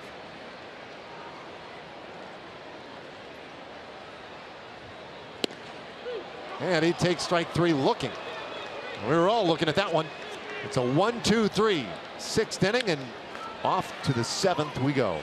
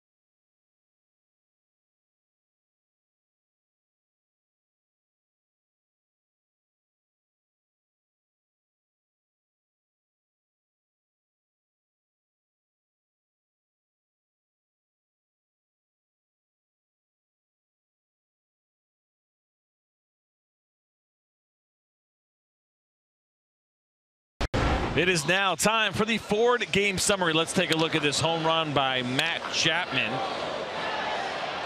That happened back in the 5th inning, just out of the reach. A great effort there by Delino DeShields in center field. Chapman number 9 on the season, and here's what both of the starting pitchers have done today. Miguel Gonzales, his 6 innings of work, 5 hits, 3 runs, 1 walk, 5 strikeouts. Sean Manaea has also thrown 6, but he's allowed just 1 run. It was unearned. Walked on with his 5 strikeouts, and now we've learned that Miguel Gonzalez' night is over. Yeah, I was going to say for Gonzalez, that will be all for him. Nick Gardewine now comes on here in the 7th inning. And here's the Ford pitch arsenal for Nick. The 95-mile-an-hour fastball he's been using 75% of the time. He's got the cutter as well that sits around 90, a changeup. But you see there for Nick, everything really firm, averaging 89 to 95 miles an hour with everything. Well, Chapman, Maxwell, and Canna. And his first pitch, good heat right in there for a strike.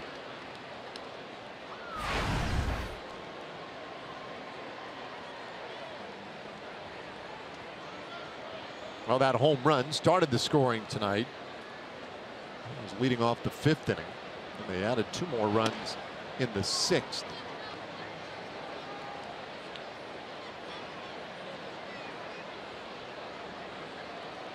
Gotta believe that Jeff Bannister wants to get a good look at Nick Gardewine over these last few games here. He's got a really good arm. Definitely can see the upside. He's got 7 walks though so far through 6 2/3. Well, he fields his position and got such a good start. He won't need any help to get over to first in time. He takes care of Chapman himself, 1 away. Well, guess what? There is 1 more post-game fireworks show this season. It's this Friday. The A's here for the 3rd game of, or rather 2nd game of the series. Wait a minute, this Friday? It's tomorrow. There you go. Yeah. Stay after the game for the fireworks show. Set to the players' walk-up music. That is tomorrow. Fans get a 20% discount on upper reserve tickets. Go to TexasRangers.com/specials. Get your tickets, and you might want to do it quickly because Friday is right upon us. At least that's what I'm told. It's hard to believe you're bad with directions after watching you work through that thing. Who said I'm bad with directions? I've witnessed it. Just so for people that have never taken a car ride with Dave Raymond, that's exactly what it feels like. That right there. Now Maxwell 0 for 2. And he takes inside 2-0. Yeah, I'm a little hurt, a little disappointed. In me? Yeah. Oh. How dare you? Give it some more time. Give it an opportunity to be really disappointed. I feel like I drove us around Seattle well. You do? Oh, good for you. Okay. Glad you walked away feeling good about that. All right. No, Seattle was a nice bounce back based on what happened a couple times earlier this year. I will say, as long as we're on your driving, Seattle, Yeah. a little bit of a heavy foot, if I remember that morning correctly. It was raining, Yeah. and you were driving like it was dry, and we were on the Autobahn. Well, hey, just slow it down a little bit here. We got there safely, though, right? We did. Yeah. And I had enough. And I shot a 99. Yeah. I had enough time to stop off for 2 breakfast burritos, That's as I right. recall. That's why I was in a hurry. Normally, I'm a lot more patient driver. I like to make very efficient use of my time. So I'm not going to spend a lot of time waiting at the airport. I'm not going to spend a lot of time in my car. Or for that matter, a rental car. 3-2 the count on Maxwell.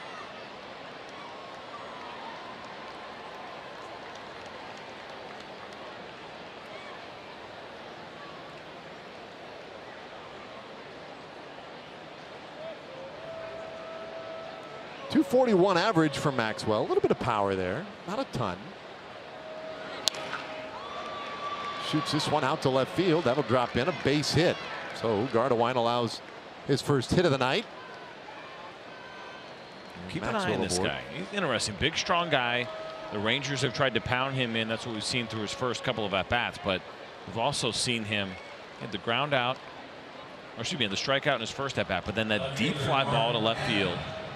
And then that approach right there where he takes Gardewine with a good fastball the other way to left field. So the batting average is low. It's been a couple of interesting at-bats here so far tonight for Maxwell.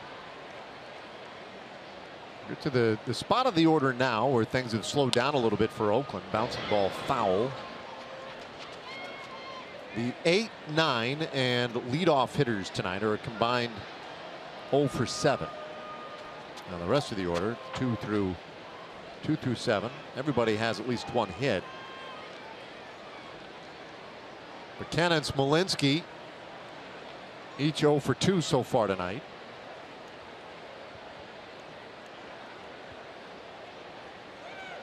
Man on, 1 out. And Gardewine's pitch. Another foul ball.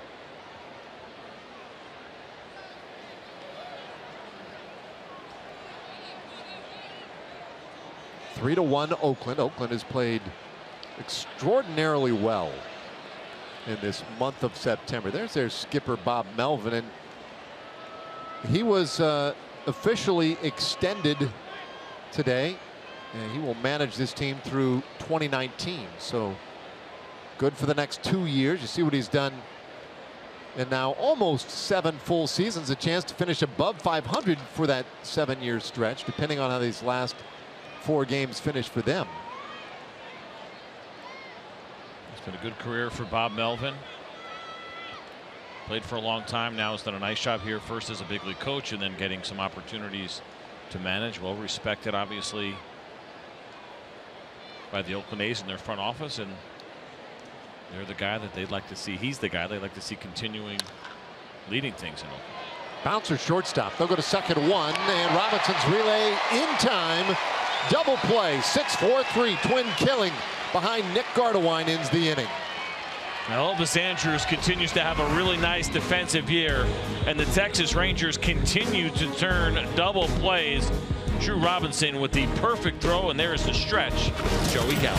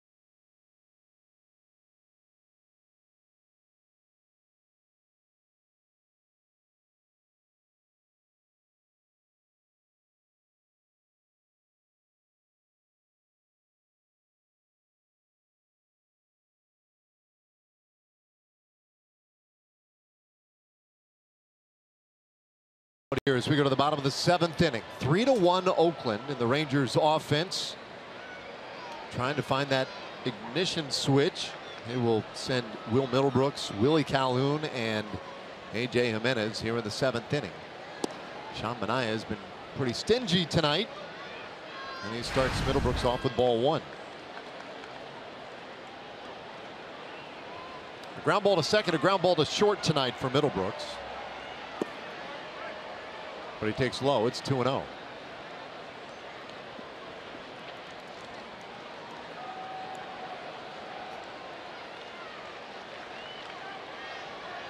Just the 20th game that Middlebrooks has appeared in this year for the Rangers. .229 average. And he fouls this one away to the right side.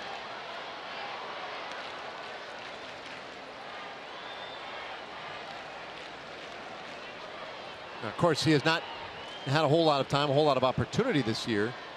Middlebrooks has the distinction of doing one thing of interest. He has not yet walked this season. And he takes in here 3-1, and we might be on the cusp of the first of the year. Okay, you set it up, lead it. Somehow get Manaea to throw that 2-1 pitch in the dirt. Building up the moment. It's hard though, you know, consistent playing time. We talk about it all the time. Consistent at bats, trying to get in a groove. Just like that, Dave Raymond works his magic. There we go. So a leadoff walk, Middlebrooks' first of the season. Time for a Chevy game break. Let's check it again with John Radigan. Dave, thanks. Yeah, we got Aaron Judge continuing to add to his rookie record for home runs in a season. This is number 51. Opposite field shot to the second deck. It gave the Yankees the lead. They have since lost that lead to Tampa Bay, though. The Rays lead it in the 7th inning, 9-5, guys. Oh, yeah, thanks, John. So the Yankees, I don't know, CJ. Willie Calhoun takes strike 1. See, the home run leaders in the American League. Oh, Aaron Judge. What a recovery in September. Recovery. He has a 51 homer season, but he had really slowed down in the second half. And he found it once again. Calhoun hit by the pitch. I think. He thinks. We'll see. And they're saying no, and so Jeff Bannister is asking for the 30-second break to take a quick peek and see whether or not they want to challenge this. Let's take a look here on the replay. That ball clearly catches Willie Calhoun in his left forearm. Well, they did not call a swing on this, and that is not reviewable. And as they shouldn't have, he didn't swing. Yeah, it was appealed to Mike Esterbrook, the third base umpire, and he agreed there was not a swing. And that one clearly hit him, which I'm sure they will discover in short order via replay, because the Rangers have indeed challenged this. I love his reaction, right? I mean, he's young. He reacted like a little kid would react. Like, come on, hit me, man. What are you doing? That's great. And he's right. He'll be awarded first. Well, that was a very short review, and there he goes. So 2 men on, nobody out here in the 7th inning in a 2-run game. Now we'll see if the Rangers can make a little something of this. And we'll see how long the A's want to stick with Manaea. He has done a really nice job. His pitch count certainly not an issue. Ryan Dole begins to throw in their bullpen. He's been very efficient so far tonight. For Bob Melvin, pushing his starter here a little bit, not in the sense of pitches as you mentioned, but all of a sudden it's a walk and a hit by pitch, and he finds himself in a little bit of trouble. Pitching on 10-day rest. Jimenez laid down a sacrifice earlier, and that one just goes foul. He's in that same, great job. He's in that same exact spot, right, where he's got a runner now on first and second. Last time it was a runner at second. He was able to get the bunt down. Did an excellent job of that. And that one where he's trying to go toward third. Now, obviously, that one ends up going foul, but I like the aggressiveness here early on.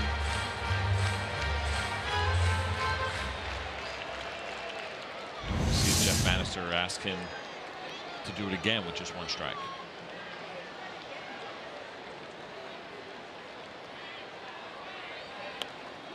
This bunt popped up and caught by Manaea. And again, we asked the question, would it maybe be worth it just to drop that and go for a double, triple play? It would have easily gotten 2 outs had he done it. There is something about letting this ball drop, though, that's very difficult for any position player. You see the bunt there, and that bat head came down just a little bit too early. Now, it's a good job by Jimenez to make sure that he runs this thing out, but Manaea is going to get there easily. And yeah, if he lets that drop. Now, there's no play at third because the third baseman is sitting right next to him, so it could get a little bit dicey.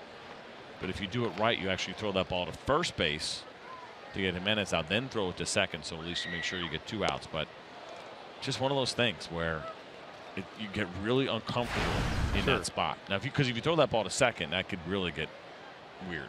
So the play there is to throw it to first. Let it drop and go to first. There's 2 ways you can do it. You can throw it to second, and if you do, you got to make sure you tag the runner first. You can't step on the bag first. You step on the bag first, and the runner can stay at second. Right. So all those things have to happen at the same time. So because for me, and again, instinct's going to take over and things are going to get crazy. He's going to look at third, nobody's going to be there, and then it's just going to be a fire drill, right? And everyone's going to be running around like crazy. I'm sure Bob Melvin would tell you he'd rather him just go ahead and catch it. But because Jimenez ran, you have 2 options here. Let it drop. You could throw it to second, and you get both of those guys, or you could throw it to first, potentially get a triple play depending on how you do it, but you get at least 2. The infield fly rule does not apply on a bunt, and that's the reason why. And not just the pitcher, right? I mean, a first baseman or third baseman could do the same thing. You can drop a bunt and go for the double or triple play, whatever the case, whatever might be available there. As Robinson strikes out quickly for out number 2. So I did it once. You did? Okay, I was wondering. And you know me, I'm not the brightest guy, right? I don't know why I did it. I don't know what made me think. I'm like, I remember seeing the runner still in front of me. He didn't run. So I'm like, I'm dropping and see what happens. I turned and threw the ball to third. This is in Double-A. Terry Francona was the opposing manager for the Birmingham Barons. He was super mad. Turned, threw to second. They actually stepped on the bag first and then tagged the runner. They did it wrong. Ooh. There was no instant replay in Double-A in 1994. But so they did it that way and then threw over to first base, and we got a triple play out of it. It shouldn't have been, but it was. But that's because literally nobody ran. The guy who bunted it didn't run, the guy at second didn't run, and the guy at first didn't run. Because I'm guessing they were all confused. Maybe, yeah, they assumed I was going to catch it. Everyone assumed that the ball was going to be caught. And I've never been known for having great instincts, but for some reason I just decided to let that one drop. And we got a triple play out of it. As you tell it many years later anyway, you did it on purpose. Yes, yeah.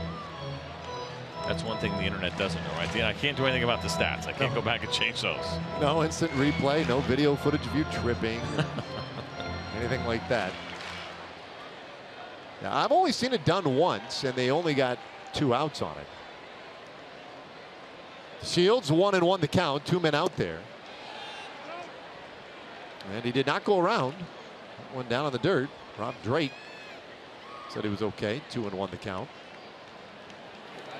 Matt Bush getting himself ready for the 8th inning out of the Rangers bullpen.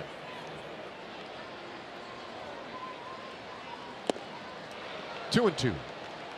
Manaea trying to get this game to the 8th inning. He's done it all by himself to this point.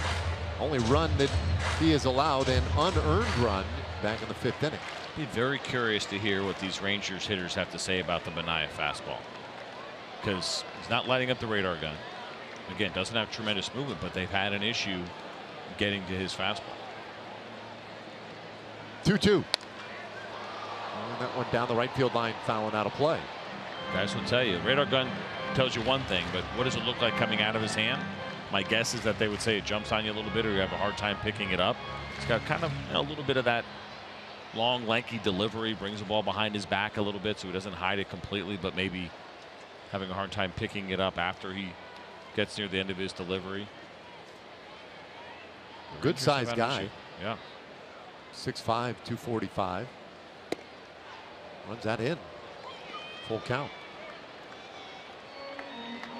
Manaea 25 years old, so still a great deal of upside with him. Pitched in the big leagues last year, made 24 starts for Oakland, and a 7-9 record, a 3.86 ERA.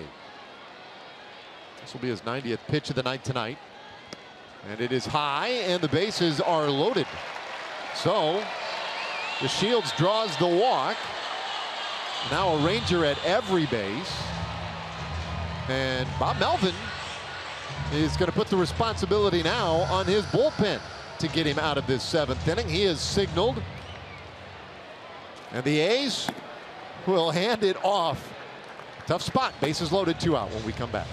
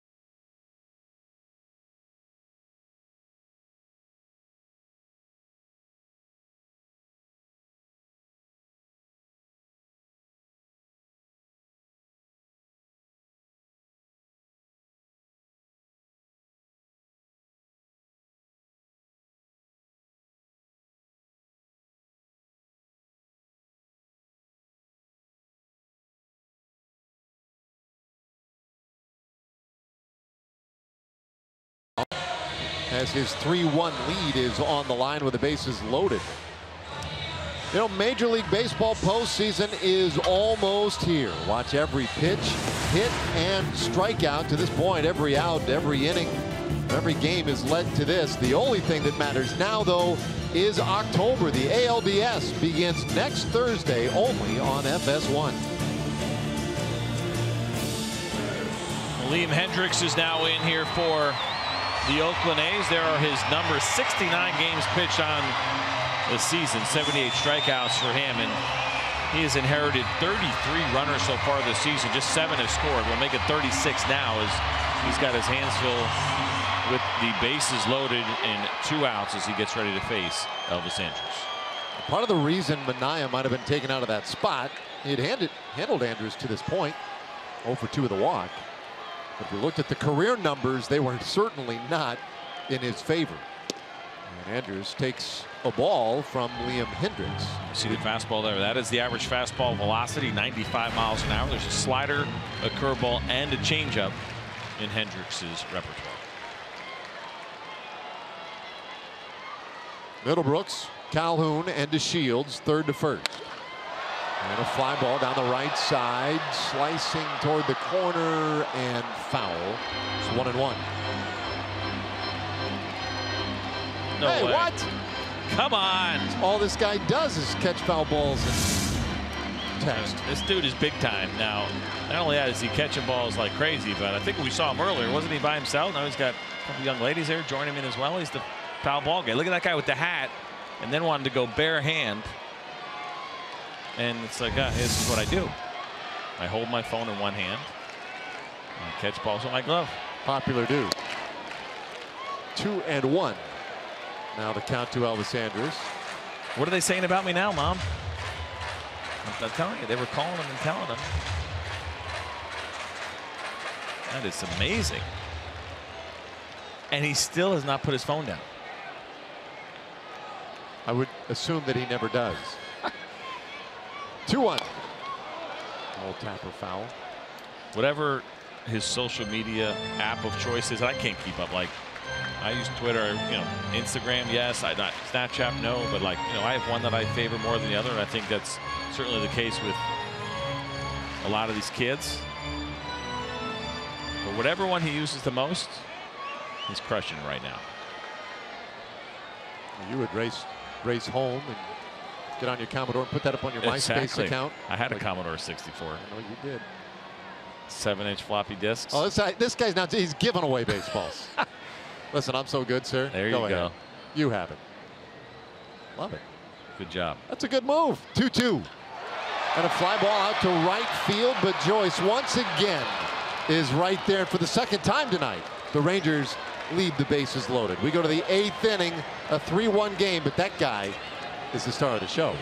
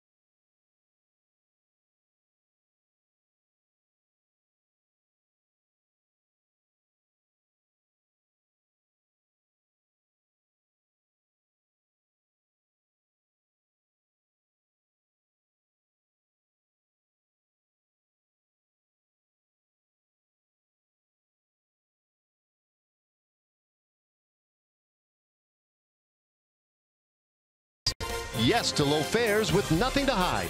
That's transparency. And by AT&T Internet. Visit AT&T.com/keep calm to learn more.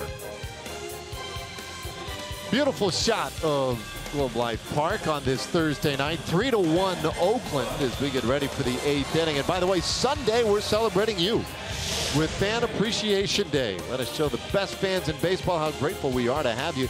Rangers and A's final game of the season. It's a 2:05 first pitch. Just go to TexasRangers.com to purchase your tickets for Fan Appreciation Day. A lot of fans showing up tonight that we can appreciate. 41,664 announced attendance for tonight's game. Great crowd for a Thursday. School it is Thursday, just so you know. I know you're having a hard time with the calendar the other day or a couple innings ago. All right, very good looking crowd. This one ripped foul for strike one. Matt Bush has come on to pitch here in the 8th inning. And here's the forward pitch arsenal for Matt Bush. What we have seen from him this season, that 98-mile-an-hour fastball that he's used 69% of the time, the slider and the curveball as well. It's been very interesting to watch Matt this year and all that he has gone through at one time being the closer of this club. The stuff has been great. I think what we've watched from him, talking with him, figuring out which of the two breaking balls he likes more and which spots, elevating a little bit more late in the count. I think it's one area where we've seen him get in a little bit of trouble. Some fastballs that have been in the zone maybe more than he's wanted them. This is still a very, very good arm that comes out of this bullpen. Stays 0-2 on Smolenski. Smolenski is flied out and grounded out. 8th inning, 3-1 Oakland.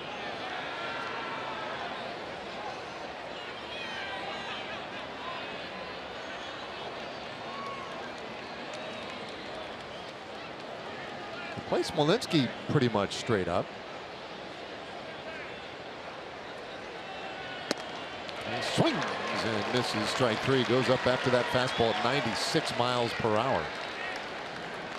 And we check in with Emily Jones. Well, since the Rangers were eliminated from the playoffs a couple of days ago, you haven't seen Adrian Beltre in the lineup. Mike Napoli hasn't been in the lineup for quite some time. Both of those guys likely will not play the rest of the season. Asked Jeff Bannister if he had a similar plan for some of his pitchers, and he said absolutely. He said Cole Hamels will start on Sunday. No indication yet how long they'll use him. He said, but some of those guys that have been used heavily in the bullpen, he will likely stay away from for the remainder of the season.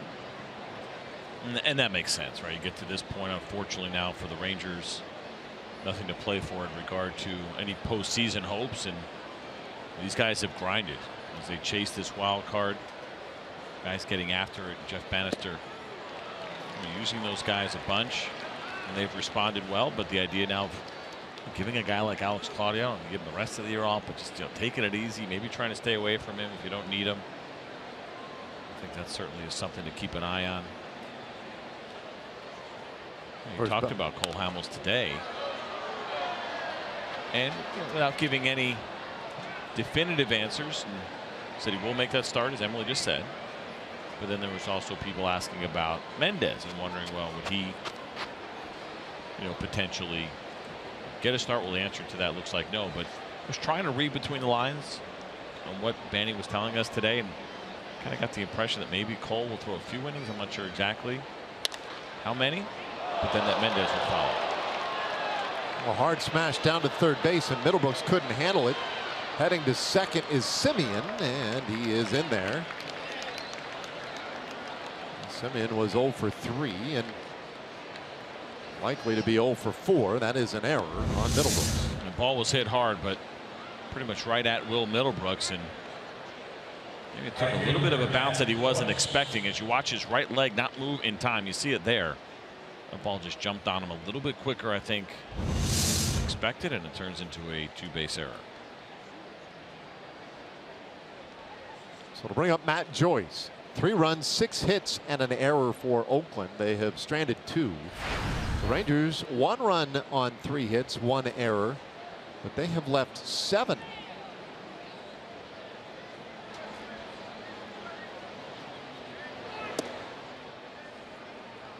Bush fires low to Matt Joyce, who is 1 for 3 tonight.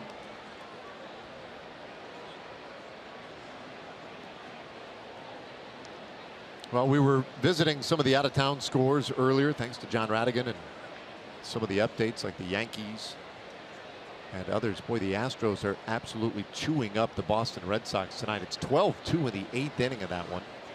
That in Boston, the first of a 4-game series between those two teams. And it's not out of the question that the Astros could take over Cleveland for the best overall record. It's not out of the question that the Yankees could take over Boston for the division title, though the Yankees are going to have to win out and Boston would have to lose out. The Yankees losing tonight, there was an opportunity at least to keep that dream alive. I say losing, that game is not over, but they are currently losing 9-5 in the bottom of the 8th inning.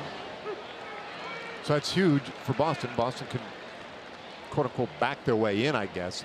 But even with a Yankees loss tonight, they would still have a chance to get into a tie at the end of the year, which would necessitate a playoff, right, to decide who gets that division title. Absolute chaos. Total chaos. Ground ball, right side, high hop for Robinson. Throws across his body in time, and they get Joyce 2 away.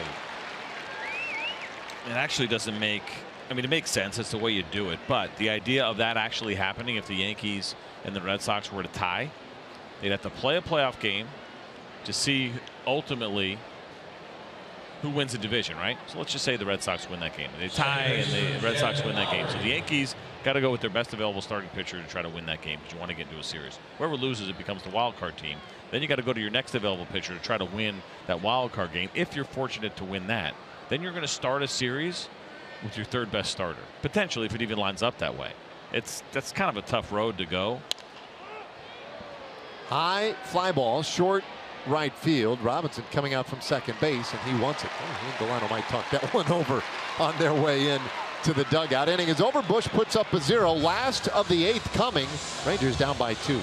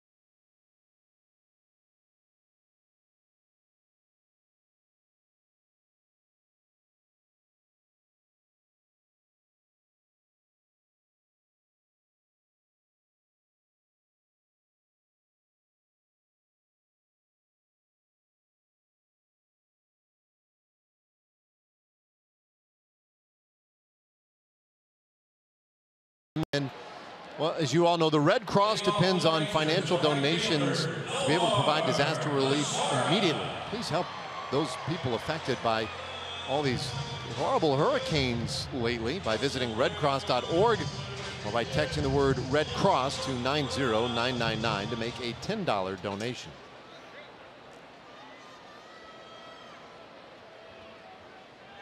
All right, Chris Hatcher. Hatcher, an acquisition earlier from the Los Angeles Dodgers back on August 15th. The Oakland A's were able to pick him up for some international bonus slot money. See there, game number 48 for him now on the season. Hatcher, a guy that very similar to Hendricks, throws that 95-mile-an-hour fastball. He's got the slider cutter that sits at 89 and the curveball at 82. Jumps ahead 0-2 on Nomar Mazara. It'd be Mazara, and it would be Ryan Rua, but Rougned Odor has made his way out into the on-deck circle. Rugi, who has played in every single game, would not be a surprise to see him in this one. And Mazara strikes out, and Odor will participate in this one. And that was part of the conversation today with Banny. Was, hey, Rugi's out of the lineup. What gives? And what are the plans? And I said, all right, you probably will see him. And indeed, we do right here.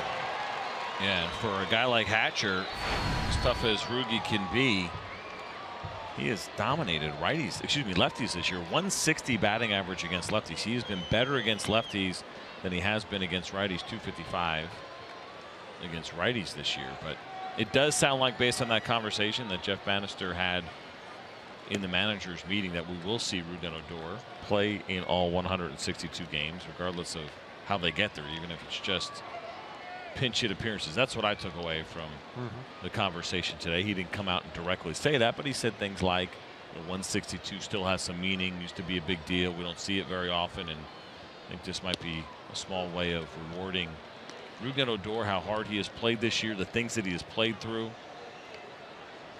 You know that much like Adrian Beltre, this is a guy that is so difficult to keep out of the lineup. He wants to be out there every single game. 1-1. And that is ball 2. He is 0 for 2 against Hatcher in their previous matchups. Not a whole lot of data to draw from that. Any idea how many players played in 162 a year ago? Oh, a year ago? Even last year. I'd say 0. 3. Who were they? Cetus Escobar, Jonathan Scope, and George Springer.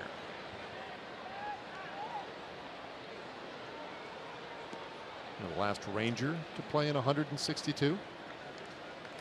Dean Palmer. Had a straight guest. He did. How'd I do? Not very well. Only won 2 years ago, Manny Machado. Bouncer, second base.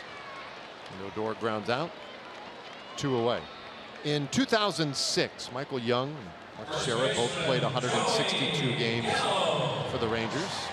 They were the last to do it. Ian Desmond last year led the Rangers with 156 games played. 2 gone here, and here is Joey Gallo.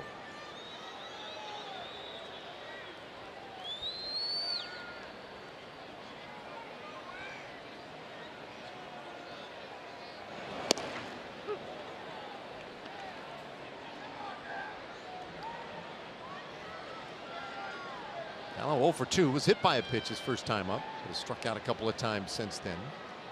Still sitting on 39 home runs.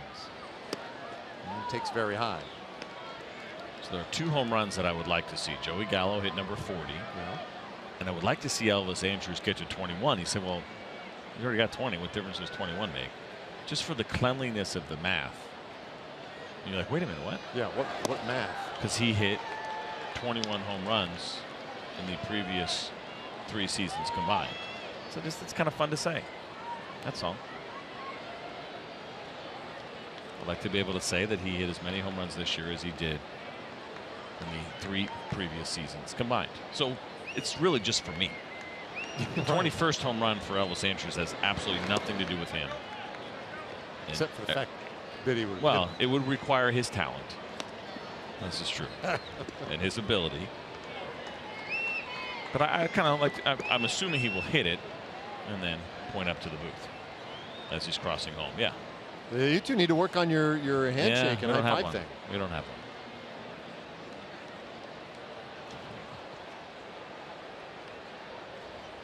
2-2 to Gallo. Went very high. Full count now from Hatcher, who has come in and gotten 2 quick outs. Struck out Mazar. Got Odor to ground out to second base. Hatcher is the 3rd pitcher of the night for Oakland. Great start from Sean Manaea. Went 6 2/3, 1 unearned run on 3 hits, 3 walks, and 6 strikeouts from Manaea. And he strikes out Gallo. It's a 1-2-3 8th inning for Hatcher. So off to the 9th we go in a 2-run game.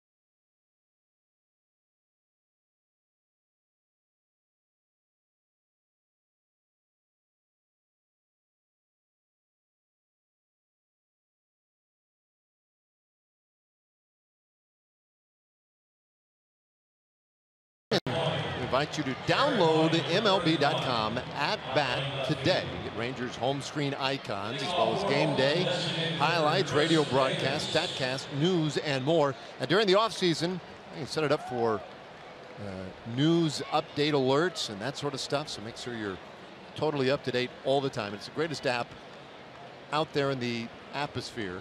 MLB.com at bat. I'm sorry, I was looking for some word there and I couldn't find it. That is beautiful. But I think there's something there. You just made that up off the top of your head? That is pretty special. Well, I got a lot of sleep last night. Davis leading things off here. Fouls off strike one. New left fielder. Rua lifted for the pinch hitters, so Jared Hoying takes over out there. You think there's something to atmosphere? I love it. I really like that word a lot. So that's really creative and good. I figured you wrote it like a couple of weeks ago. I've just been waiting to try and break it out. It's a 1-strike pitch. 1-1 on my Sniglets. Atmosphere. That is really good. So should we coin it now? Yeah, can we do something with that? Trademark it? Can we make something out of that? I think it's just a one-lane joke. That's it. Oh. It's not like a T-shirt and no. 1-2 on Davis. Just trying to make a few bucks over here. Can't blame the guy.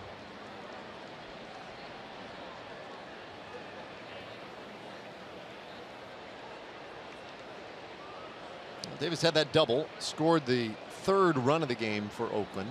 His last time up, that was in the 6th. Count now 2-2. So Bush trying to go multiple innings here. 3 right-handed hitters this inning. And so we'll see how far they allow him to go. He's done it once this year. He went 2 1/3 against the Astros back on August 12th. This one off the handle, bloop back of second base, and drops in no man's land. Neither Robinson nor Delano DeShields could get there, and Davis with his second hit of the night. First baseman Ryan Healy. Well, a disappointing year for Jeff Bannister and the Rangers this year. They're not in the way they wanted, but you look since 2010, a list of wins around Major League Baseball. Dodgers and Cardinals leading the way, 719. Yankees, Nationals, and Banny's team, well, they would have to sweep this 4-game series to get to 700 wins since 2010. That means a comeback is going to have to be brewing here in this 9th inning tonight. But 5th most. It's been a nice long run.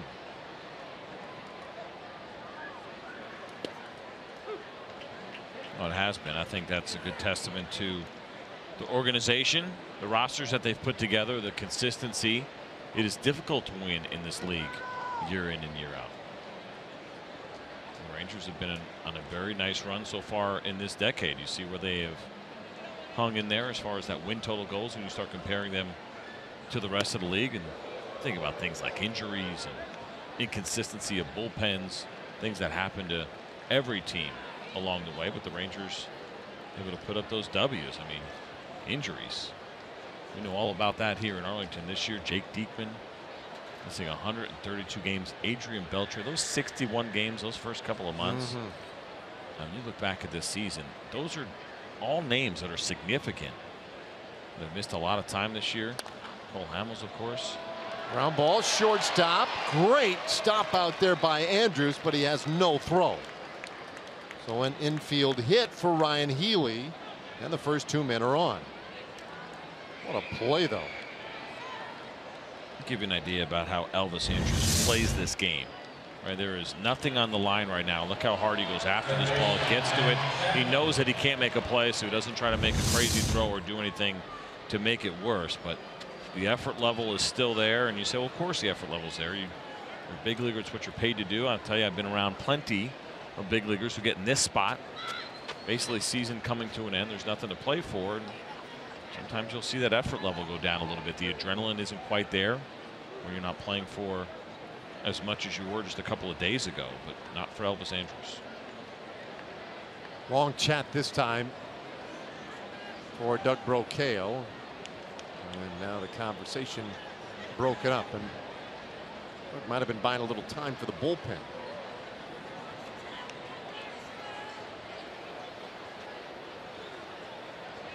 I was wondering too about Alex Claudio, whether or not he'd be one of those guys that was shut down. Obviously the answer to that is no. You see him warming up right now. And he is an ideal guy to bring in these kind of situations with runners on base. Try to keep the game where it is.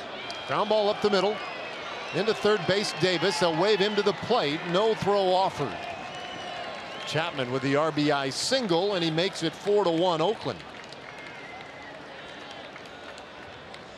Well, not a lot of hard hit balls this inning against Matt Bush. Davis was jammed. Healy hit a ground ball, and now Chapman does the same.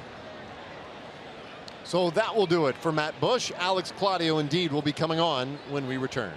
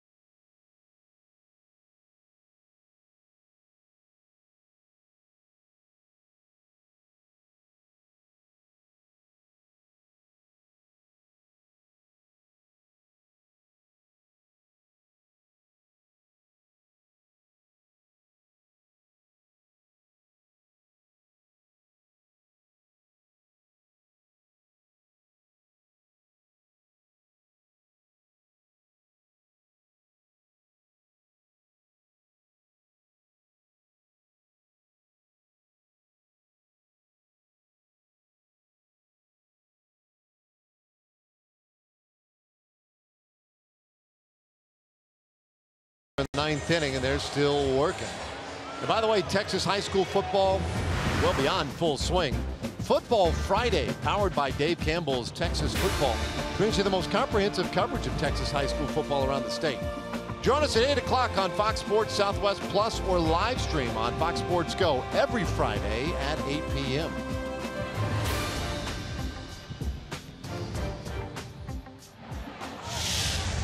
So Bush out of the game, and Alex Claudio coming on here. Let's take a look at the forward pitch arsenal for Alex Claudio. The two-seam fastball sinker 58% of the time. That great changeup, the slider that he will work in as well, which has probably been his most improved pitch over the last couple of seasons. Alex is an extreme ground ball pitcher, 67% ground ball rate. He's done a great job with inherited runners. He's taken on 42 of them this year. Just 12 have scored for 29%. So he'll inherit a couple of more here in the 9th. Rangers looking for a ground ball on the infield, and they'll get one of sorts. A bunt third base side. Middlebrooks to first in time. And they get Maxwell. They'll go down as a sacrifice. Runners up to second and third base, one out. Well, this is an excellent bunt by Bruce Maxwell. He squares late. You see him pushing it to the third base side, almost a little bit of a collision. This is a nice job by Will Middlebrooks. You see Alex Claudio coming in. Middlebrooks grabs it. Claudio does a nice job at getting out of the way, and this is not an easy throw, as they just barely get Maxwell. So second and third, one out. So we have seen 3 sacrifice bunt attempts tonight. Yeah. 2 of them successful. It's worth noting just because the sacrifice bunt is slowly going away here in Major League Baseball. It certainly still has some value. Marcana takes one on the outside corner for a strike. We might go a month without seeing one sacrifice bunt. Now, are you anti-bunt?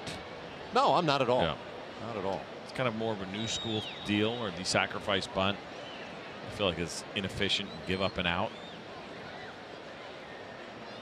The only thing I would say too is check swing roller third. Middlebrooks comes to the plate, and they'll get the out there. Well done. Healy moving on contact and out easily at home plate. They're on the corners now, 2 away. This is the kind of contact that Alex Claudio can get. It's a check swing, and you see where he tried to stop his swing and could not. And Will Middlebrooks back-to-back plays where he's got to field a ground ball and make the throw on the run. It's a really nice throw. Not as easy as it looks. But the only thing I was going to say, and I agree, you know, situations like that where the A's are up, you know, giving up and out. I don't love that as much. I especially don't love it when you're out of contention. And left on left, yeah, that's a really tough at bat for Maxwell. Is hitting just 188 against lefties.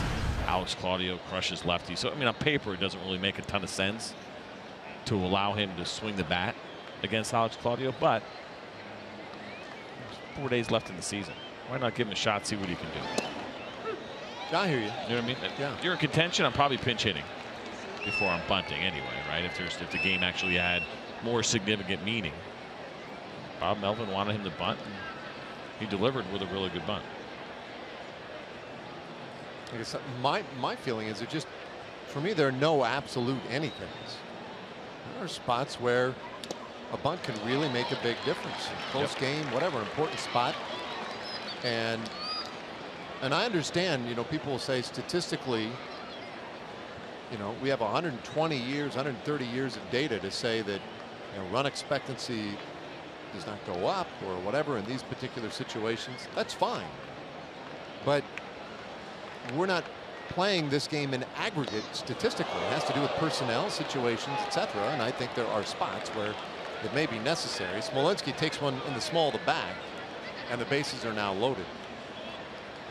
I think anytime you get late in the game, that's a tying run you're talking about, or a winning run, or you want to move 2 runners in a scoring position down by 2, I'm in 100%. You see this pitcher, Alex Claudio. We just kind of yanked that fastball and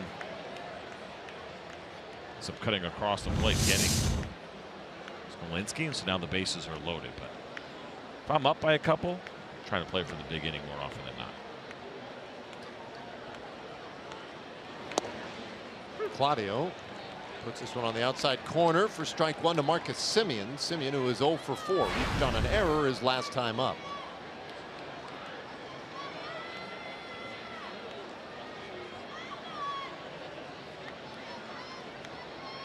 Strike pitch off the plate. Velocity on that changeup, 69 miles an hour. It is so difficult to be able to slow a baseball down without actually slowing your arm down.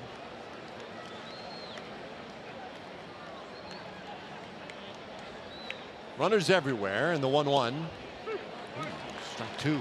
That probably looked, it said 88. That probably looked, I don't know, 93, 94 miles an hour. I was perfectly located. You throw a 69 mile an hour changeup away off the plate with that kind of movement. You're looking at the left and you're seeing that. And then he pops 88 in on the black. That ball gets on you quick. Now bouncer third base, and Middlebrooks will take it to the bag himself. He did everything that inning. A run, scores, and out of the last of the ninth, last chance for the Rangers, down by 3.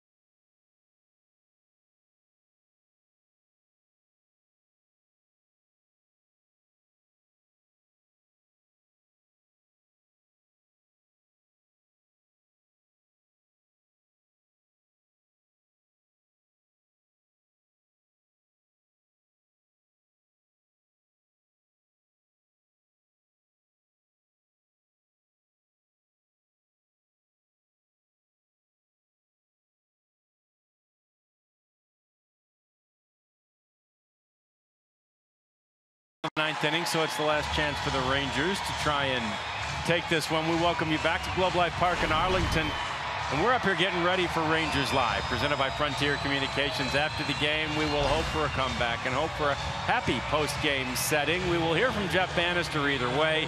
We will also check in with Mark McLemore as he weighs in on what we saw from tonight's game and what we expect from the weekend. It's the fourth from the last edition of Rangers Live, the post-game edition. Coming up right after the game, guys. We'll see you then. All right, thank you, John. We'll look forward to that. Meanwhile, we look forward to seeing what the Rangers can come up with here in the ninth inning against Blake Treinen. Blake Treinen we saw back in Oakland just last week, and this guy's got some tremendous stuff. Don't be fooled by that ERA of 4.03 when he is on. He has got as good as stuff as really any big right-handed arm that we see here in the game. It is a very live fastball, 98 miles an hour on average, and nothing that he throws is straight. Shin-Soo Choo pinch hitting here for Middlebrooks. See Choo's numbers for the year. And another good one from him. But another guy who is not likely to get a ton of playing time in this final weekend of the season. Takes in, it's 2-0.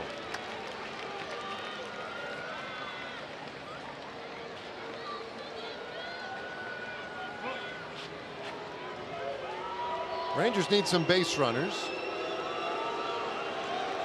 Down by 3. They're not booing. Not chewing is the pitch on the outside corner. It's 2-1.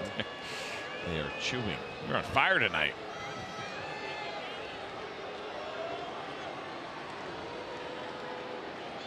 So the Indians won earlier today 5-2 over the Minnesota Twins. Twins, by the way, have already clinched. They are in as the second wild card in the American League. 2-2 the count on Chu.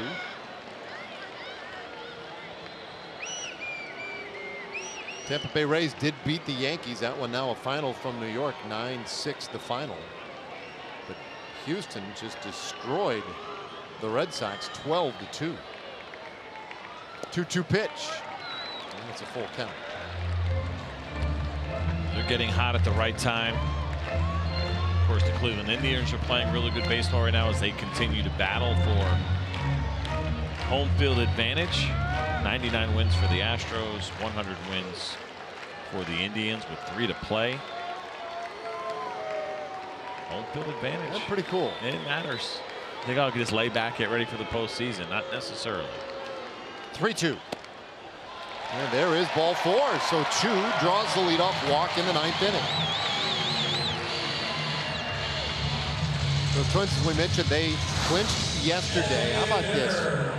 103 losses last season, worst in Major League Baseball. Then at the deadline, traded an all-star closer as well as the starting pitcher who they had acquired a week earlier at the end of July, and yet still went on to make a nice push in the second half. 83 wins, clinched the second wild card. And yeah, there's an app for that. First postseason app since 2010.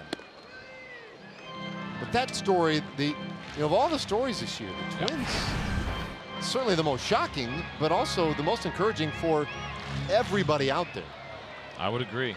I think what they did 3 years ago, or I guess I should say 2 years ago, was kind of a surprise. They hung in there for a little while, made it interesting. Last year they kind of came back to earth and probably played to what their roster said they should have played to. Well, this year they have outperformed expectations. And Paul Molitor's done a really nice job. We got to see them firsthand a few weeks ago. Very athletic team, but you trade significant pieces. You're not supposed to keep contending when you have that kind of roster. They found a way to get it done. This one lined into right field. That's a base hit. Chu's going to have to hustle to second base. He gets there on the single by Calhoun, and he just went right down and pulled that one off the turf for a base hit. Yeah, that's an impressive base hit for Willie Calhoun. Blake Trinan's got some really good stuff. When you see this pitch located down, good movement. You see him go down and get it. Very similar to what we saw, I think, in that home run swing against Justin Verlander, getting out front. Now, the reason Chu made this close is because he started going back to first base. He can't get doubled up in that spot. Jed Lowry was unable to catch that ball, so turns into first and second with nobody out. Now the potential tying run stepping in the box for the Rangers. Brett Nicholas announced as the pinch hitter. So Chu, as a pinch hitter, walked. Calhoun with that base hit. And now Nicholas.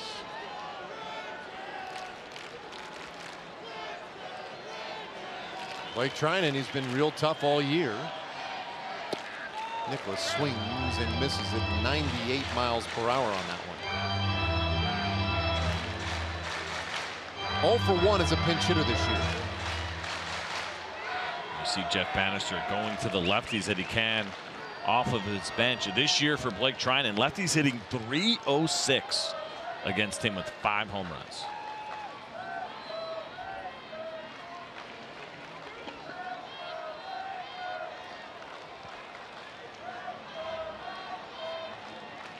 No balls, 1 strike.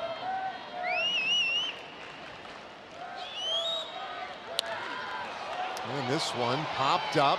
Should be an infield fly. It drops. The throw will go to second. And then we'll get the force out there. Now, they never called it. That's weird. They did not call the infield fly. I'm guessing because they believe that that ball did not get high enough. Now, dropping it, was this dropped intentionally or could nobody get to it? Well, I mean, I don't know, intentionally. That's how seems strange. like that's a play one could make. I'm thinking that Jed Lowry thought it was probably too close to try to make that play. But there's nobody at first base, so you had to. The only throw was the second. Strange play. Yeah, it's a fielder's choice. Scored 4 to 6. Rangers have him on the corners with 1 out. Well, it works out to the Rangers' benefit. Drew Robinson swings and misses at strike one.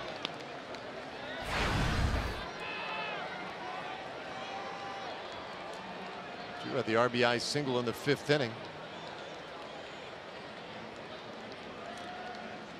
Other than that, not a whole lot going on. Only 4 hits in this one tonight. And that one lashed foul over to the left side out of play. That's a Rangers offense that has really struggled mightily. Hitting .201 as a team in the last 18 games.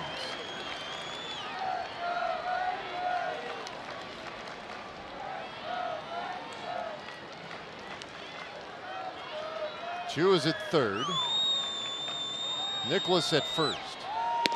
And Robinson takes high, 1-2.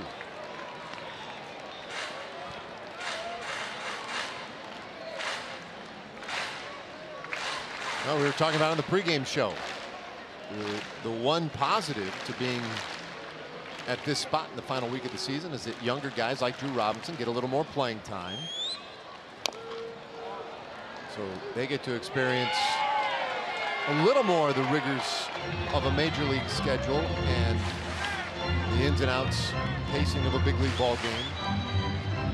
Now, Drew's been around a little while this year, up and down a handful of times, but limited at bats, still fewer than 100 for the year, and yet has shown good power.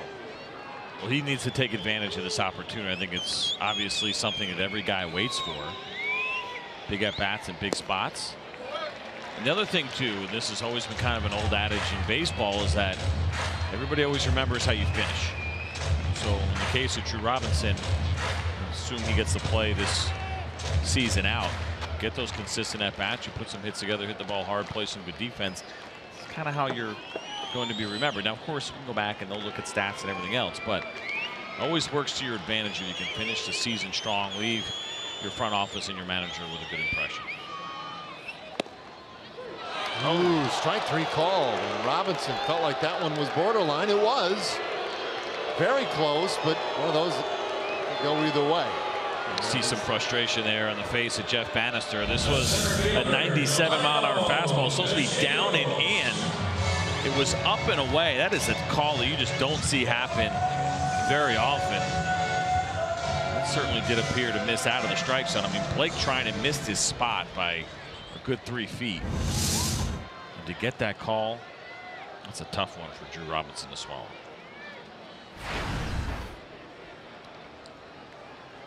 So it's up to Delino to Shields. A walk, a single, a fielder's choice, now a strikeout.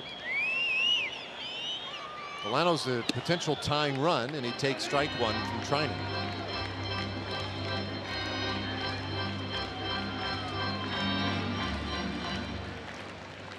Well, DeShields has never faced Blake Trinan. So getting his first look at him right here tonight. The 1-strike pitch. The chopper shortstop. Simeon will underhand it to second.